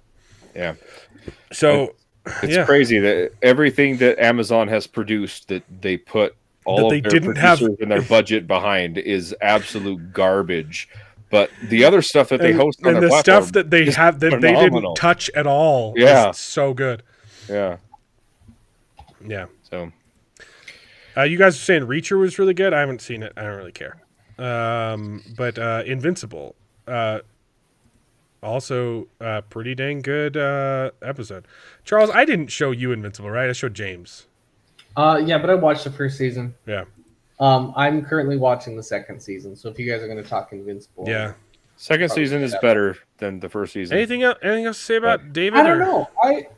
I liked the first season more than I'm liking the second season right now. I agree with that. I think the second season is weaker. I But season think three, the- but season 3's been pretty solid. Yeah. Well, yeah, you're right. I think the the one- the structure difference- of the first difference is season is better. I think the characters Season character 2 development in fixed season two. 2 fixed Amber's character. Yeah, Oh, For sure. 100%. yeah, I did not like Amber in the first season. yeah. I agree. 'Cause I think she's- that Story The was- worst. overall I think the story- whole structure and how they drip feed you information about Omni-Man in season 1 was phenomenal and hasn't been outdone yet. But I think the character work in season 2 is better, and season 3 so far, aside from not last week's episode, but the one before with the time travel, I didn't enjoy that episode very much at all. But aside from that, it's been fantastic. Yeah. Season Yeah, 3 Charles. is really good. I think all that's left to talk about is Invincible, so you might want to peace out. All right, then. See you guys. Thanks for joining us. And Bye. Been fun. I can't wait for them to listen to our conversation about The Gorge when they finally watch The Gorge. It's a good movie, guys.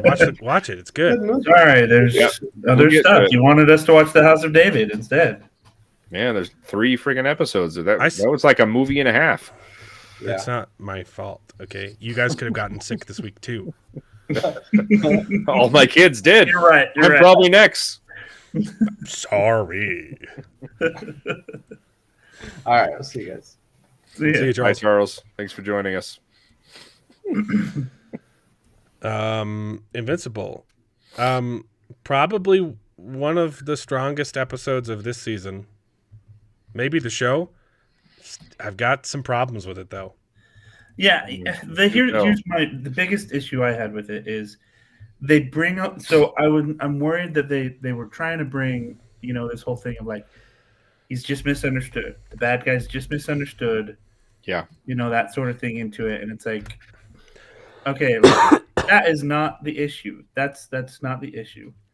But it does introduce complexities to what is right and what is wrong. Yeah. Right. Which I think they were definitely trying to do. They're always trying to kind of push that boundary of like, hey, like, why is it okay that Invincible can, kill thousands and get away with it? Yeah.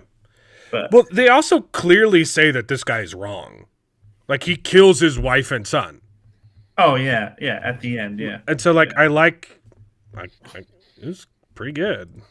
I Yeah. agree. And when that happened, it definitely was a little bit more like, okay, it's not necessarily saying like this guy was right either, because he did end up killing his family Yeah. as well, And Invincible was like, hey, you're gonna hurt them. You are gonna kill them if you keep going like this.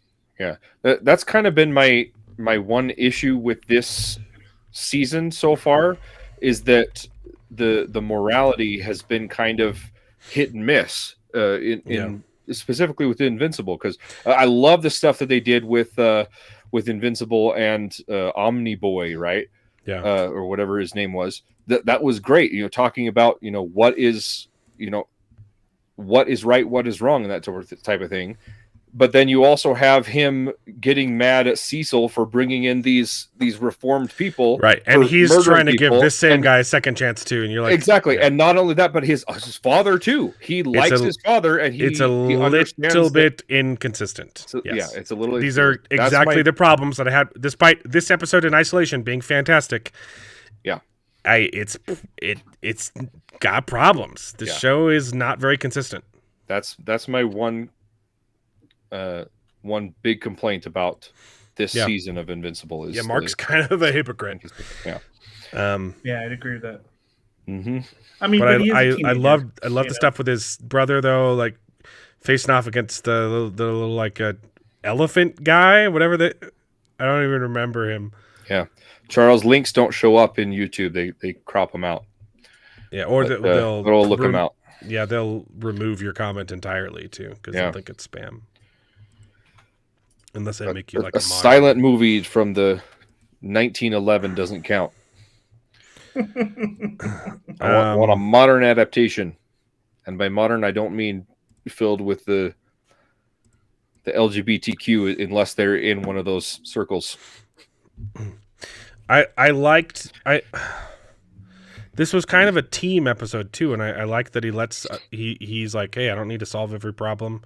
He lets the Elastiguy, or I guess it's not Elastiguy, it's the alien, it's a Martian pretending to be Elastiguy, right? Yeah. His fight, he lets him fight him, and he lets Eve fight him, and then he's like, okay, this is not going to stop unless I do it, But I like them trying to say like, no, if you're going to give him exactly what he wants. And then the robot stuff with Monster Girl was good development too. The stuff with Rexplode and Shrink and Ant Lady, I don't know their real names. Shrink Ray. It was Shrink Ray. Yeah. Pretty solid character work. Rex has been the best. Rex is fantastic. In terms of character arc this season. And I like that he doesn't just like, hey, I really like you. I was looking forward to dating you, and I totally understand why you're leaving. That's not me though. I'm gonna fight crime. That's what I'm gonna do. I pretty good stuff. I don't know why Amber is still in the story at all. I like that I liked her character in season 2. They definitely, fixed or made her likable. I did not get the date scene. Like it felt, it worked for the whole like, oh, I'm taking time off for me. Yeah. Why? I just don't understand why she's still part of the story. Yeah. Well, I think it was also trying to show that like they've moved on, but they've moved on, and it's like, okay, like sometimes you're faced with awkward situations, but you've got to be more mature and deal with them rather than escaping and running from them, right? Yeah. I just kind of hope we're done though. Yeah, I kind of feel the same way about their his old roommates in college. Whenever they come back, I'm like, they didn't really add anything to the season so far. They're just kind of there, but just to show that he's got some sort of normal life. Yeah, on the side, I think, and to check the the DEI LGBTQ checkbox there, but whatever. I'm liking the Mark and Adam Eve stuff though. Their relationship is very interesting. Yeah, I agree. Cecil's guards are just completely incompetent. Why did they sit there and let the guy bang his head? Like they know what his power is, and they just let him, just like hold him still. Yeah, his escape was a little silly. Yeah, I agree. I like Mark like kind of going behind Cecil's back and talking to Donald. Is that his name? Yeah, that was fun. Guy. That was kind of fun. Like I hope what it's doing is kind of showing that Invincible is kind of realizing it was wrong, because the Invincible Cecil scene, like Mark is 100% wrong. Cecil was not good at explaining. Yeah. He was not diplomatic at all and went off the chain, like escalated unintentionally. But Right. Mark is wrong. You know? Yeah. I Um, agree. just objectively wrong. And I hope that it's kind of okay. Like, I'm sorry, I overreacted. And with this, especially with this episode, like maybe they can bring it back and be like, hey, don't you realize we're doing the same thing? Like, yeah, maybe it's a little more extreme to work with these people who did horrible things, but like we're dealing with the world is what's at stake, like, and I hope they bring it full circle. And I like that the guy's not repentant at the end and that he's just crazy. He says, nah, I'm gonna kill everybody. I'm gonna kill you and your family. I'm gonna do that. And then we get yet another Angstrom Levy tease, and they show his face this time.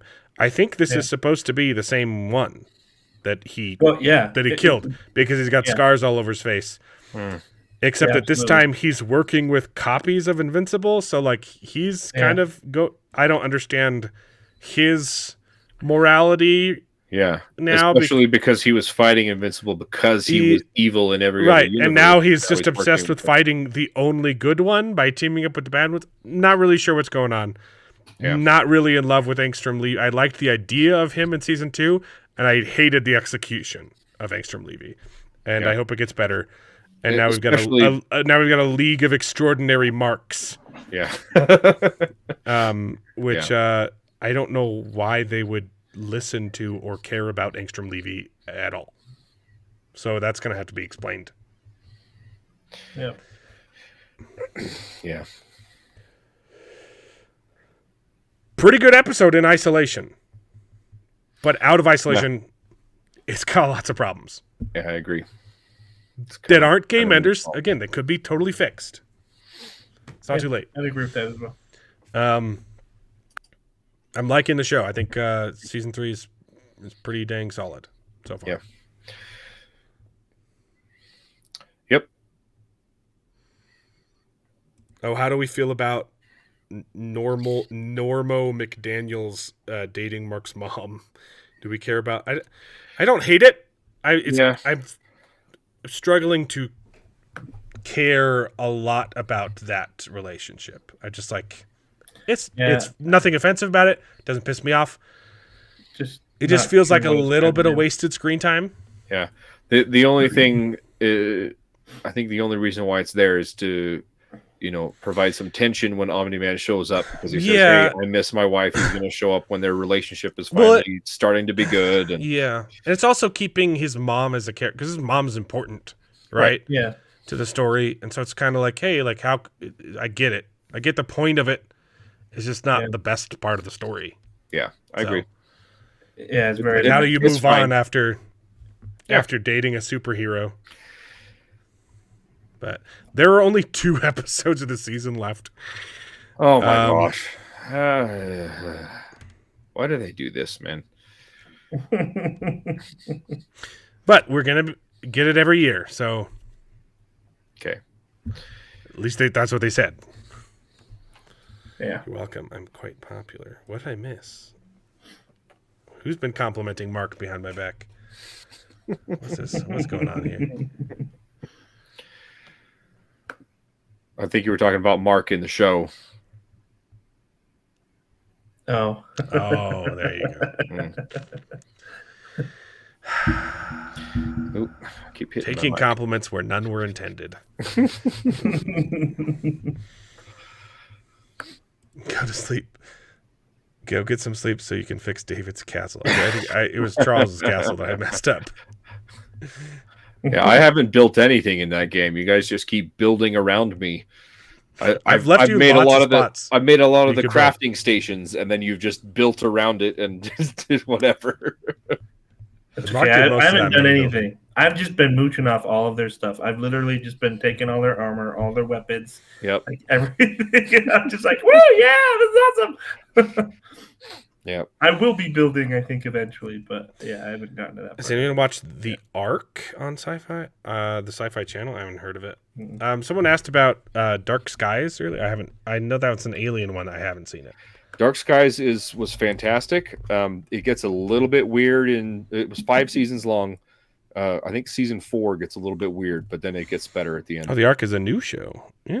I really on liked Peacock and Sci-Fi. Oh no, wait. I've kind of got that was Falling Skies. I don't know what Dark Skies is. Dark Skies. Maybe I said it wrong. Dark Skies. No, yeah, it was Dark Skies. Because I thought Dark that's a Skies is movie. a horror film. Okay. Yeah, they said it. I think you. J.K. I don't know Simmons. if you're talking about the horror movie Dark Skies, which is like a kid who's Superman, right? No, that's Bright. This one, yeah, Well, this one is right. also the same plot. Yeah, The same thing. yeah. This one came out first. No, this or is like maybe you meant this Falling. is like an alien abduction thing, isn't it? No, I remember this trailer. It's Kerry Russell, and she has a kid who's. Oh, maybe not. I don't know. No. No, you're right. I'm thinking of a different thing. There was another movie where they had it's a kid, but he's Superman and he's psychotic. I know you. Right. You were It's thinking Brightburn. It's Brightburn. there was another one just like that did the same thing before that movie. Gotcha. It's been done a lot. Yeah. The Boys, Invincible, Brightburn. I forget what the other one's called. Red Sun, whatever. I've not watched The Ark. It looks interesting. I definitely don't have time to check it out right now because we're juggling like 5 shows right now, and it's about to get worse. Like I don't know why people can't spread out their stuff. But the schedule is because Wheel of Time's coming up. right. Well, Andor screwed everything up. Okay. Yeah. Oh man, that's going to be tough because I can't. They're watch it doing directly on Disney David, Plus. Going to figure out something. They're doing 3 episodes every week for Andor. Oh my gosh! Why? It'll the be hell? over in 4 weeks. What the freaking crap? Seriously, It's because they cut they're linked together, so every 3 episodes is an arc. It's dumb. Didn't they do that for the? They did that for the original series I think of so too, yeah. Andor 2, but I think they dropped the first 3. Then every other I thought one it went weekly afterwards, weekly. but maybe it wasn't. But there were 3 episode Yes. arcs that were Yes. distinct arcs. Yeah, no, I remember. Yes, But- it was weekly after the first drop, but now Yeah. it's not. Yeah. Oh gosh, that pisses me off, man. So Andor is going to be over in 4 weeks, and then The Last of Us season 2 drops the same week. Oh, So like it was the schedule was looking really good. It was just going to be Severance ends, Wheel of Time starts. Wheel of Time ends, Andor starts. Andor ends, there was a gap, and then Night of the Seven Kingdoms. And then Murderbot was announced. Have we talked about this on this show? Or no, because I just did a separate video on it. Murderbot filled in the gap between Andor and Seven Kingdoms. It's like perfect. Scheduling's great. And then Andor shrunk. Oh no, it happened the other way around. So Andor filled in the gap all the way to Seven Kingdoms, and then they said, "Oops, no, this isn't going to last 3 months. It's going to be 1 month." Shortened it by a factor of 3. Yeah. And then Murderbot came in and filled up that gap. And then the next week they announced The Last of Us season 2 in the same time slot. I'm like, this is too much stuff now. We were running out of programming and it was perfect, and now it's too much. And then Daredevil Born Again is going to start soon now too. Yep. Yeah. We got the problem where there's too much homework to do. And Doctor Who season 2 Man. starts in April. We got Wheel of Time, Doctor Who, The Last of Us, Andor, and Daredevil. I've enjoyed Wheel of Time will only be like 2 episodes, and then it's the rest of those shows. I've enjoyed this think time so. where we were able to talk about good shows like Silo. I know. I'm not looking forward. Like it's the calm Daredevil- before the storm. Okay, Daredevil it's might going to be be so bad. and Andor might be decent, but I'm dreading both of them, and nothing else looks good at all. Murderbot looks pretty good. Oh, I haven't excited for seen Murderbot. anything about Murderbot. I don't know what that is. Watch my video, baby. I've been It sick. got 1,000 views. It's pretty good. Nice. Pretty good. Nice. Yeah. Really, I'm not excited for Wheel of Time. I'm not excited for Daredevil. I'm not excited for Andor, but I'm gonna watch it. I'm not like, oh, I can't wait for Andor season 2. I'm like, yeah, okay, exactly. sure. I'm like, Disney has screwed up so much Star Wars, but Andor was it's fine. Whatever, I'll watch it. Thing they did. Not excited for Last of Us, but excited for Murderbot, and excited for Night of the Seven Kingdoms. So, cool. Man, and also Reacher 3. I don't know how long Reacher 3 lasts, but that's like, it's not even on the schedule. I just put the first episode haven't seen last week because like there's just Reacher, so. too much. So. Yeah, you haven't watched any of those, right? I thought we were supposed to get The Gentleman season 2 this year as well. And that hasn't even been announced.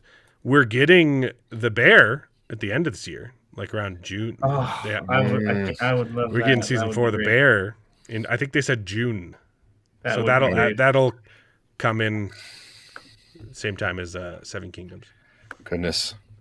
Man, The Bear is so good and so frustrating at the same time. Like the acting is so good.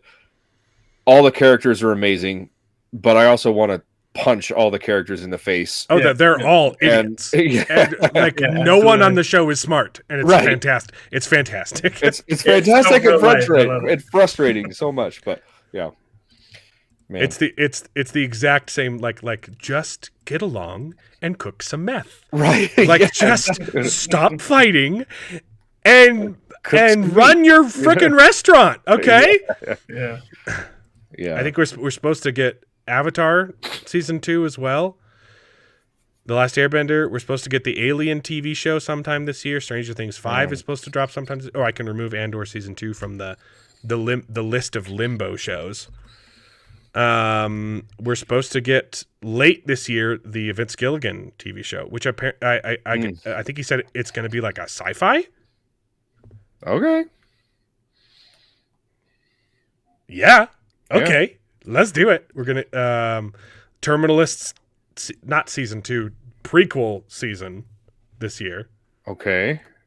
God of War. I don't know why that's on the list anymore. That's like not getting made. Yeah. That got canceled. Wheel of Time season 3 I can get rid of because we've announced that. A Court of Thorns and Roses just got canceled too, baby. Crying shame. Got to clear some of these off of the old schedule. I have a bunch of these at the bottom where like these are the things we were supposed to get this year and they haven't announced yet.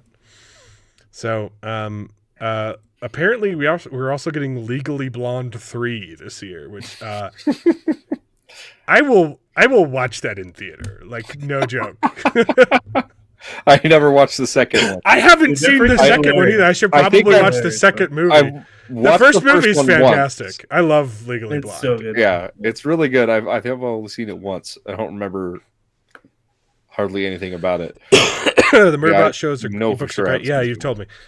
They're on my list. They just moved up on my TBR since we're getting an adaptation. I have to read it first, but I need to finish Dungeon Crawler Carl. I'm almost done. Oh, that was a good one. I'm almost done. Like I was on a roll. I was doing really good, and then I got sick. Gotcha. I'm about 60% through Dungeon Crawler Carl. I was going faster, and then I slowed down a little bit. But after I was planning on going back into the Ender Shadow series, but I'll probably move a couple things up. I'll probably jump into Murderbot right after this. Right? Because I don't need to read anything else. I'll just need to make sure. I mean, are they even making 3 Body Problem season 2? I don't know. I never saw anything. I never saw season 1. Because I'll need to read. I mean, I want to read the rest of the book because the books are great. The TV show sucks. But if that season 2 gets announced, I'll have to speed read that one. Yeah, I know. The first couple of Murderbot books are really short and they get a little bit longer. But that Rumpelstiltskin retelling. What are we talking about? Oh, A Court of Roses and Thorns. That would make me moist. Yeah, I was going to make everyone watch it, too. We were going to get into some romantasy, baby. Oh, boy. That's canceled. So, no more fun. What a shame. What a shame. Oh shoot! I forgot to start that. Oh. All right. I think my kid just woke up. I got to get. Yeah, well, that's it. That's all we had, right? Did we? Yeah. Did we talk about everything on the thumbnail except for the gorge because you guys are losers? No, you You talked talked about the gorge. You got it. We're done. I talked about the gorge. You guys didn't. Seriously, it's a good movie. Watch it. It's a fun. I know. There's just You can watch it. You can watch it with your spouses too. Okay. I'm trying. I have tried. You just might get lucky. See, the thing is, my wife and I always like to watch TV together, but it always like, oh, we don't have time for a movie. Let's just watch a show, and then we end up watching 4 or 5 episodes of a show. Like, well, we could have just watched the movie. Yeah. It's not for lack of trying, bro. Anyways. Oh, yeah. Next week is Daredevil Born Again. Oh, I was going to say, I think it's coming out pretty quick. Yeah, when does that release? March 4th. I've been seeing a ton of stuff about it. Okay, that's Tuesday. Gross. All right. So we'll have that and Invincible and House of David. And Severance and Wheel of Time. Episode 1. Yeah, I don't know if I'm going to be able to fit in that. 1, 2, 3, 6 things, 4, 5 things? 5. Yeah. That's 5 things. That's a lot. Oh, man. It's too much. We have to watch Into the Lost Lands. What is this? That's getting an adaptation? Oh, that's the okay. Yeah. That's the guy who made the Resident Evil movies. Dave Bautista and Mila Jovovich. He's doing another adaptation with, of course, his wife cast in the lead role. Hey, when the wife is a talented actress, I'm all for it. When it's when it's Leslie Headland, no thanks. You just call Mila Jovovich a talented actress. More so than whoever the heck Leslie Headland, sure. Leslie Headland's wife was. She was a stone. She was a dry stone. No emotion on the face. Because she got you rock hard? Is that what Bro. Is that what you're saying? What are you saying, David? Yeah. Good night. Bye. Yeah, George R. R. Martin wrote the story. I've heard. I saw the trailer. Wasn't impressed. I haven't seen any of the Resident Evil movies because they look awful to me. But anyway. Yeah. All right. We'll see you guys next week. I can't guarantee everyone's going to do all the homework. I can't guarantee I'm going to do all the homework. And the first thing that gets cut is Daredevil for me. And no, I have to watch Daredevil because I have to be up on the. I can't cut any of these things. Yeah. Unfortunately, what's going to get cut is House of the David, and that's what the House of the David, and that's what I actually want to watch. That's the number 1 on my list. That's not getting cut. But I have to be up to date on Wheel of Time, and I have to be up to date on Daredevil. Yeah. I gotta make videos. All right. Well, see you guys. All right. Good night. Bye. And now it is time to say goodbye. We had a great conversation. It's been fun. But all good things must come to an end, and the goodest ending I can think of is... Right now, this moment, this night. So I guess we just say goodbye. So, goodbye. Toodaloo. Au revoir. Auf Wiedersehen. Ciao. Ding dao day. But come back next week for more outrageous bloopers. This is the end. Well, there's only one thing left to do. I'm gonna go home and sleep with my wife.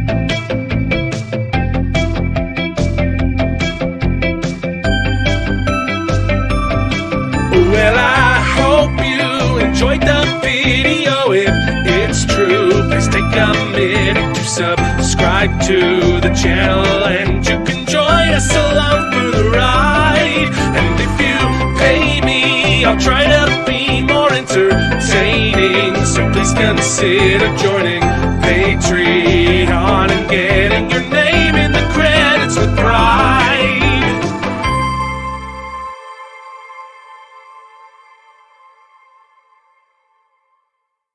I'd buy that for $1.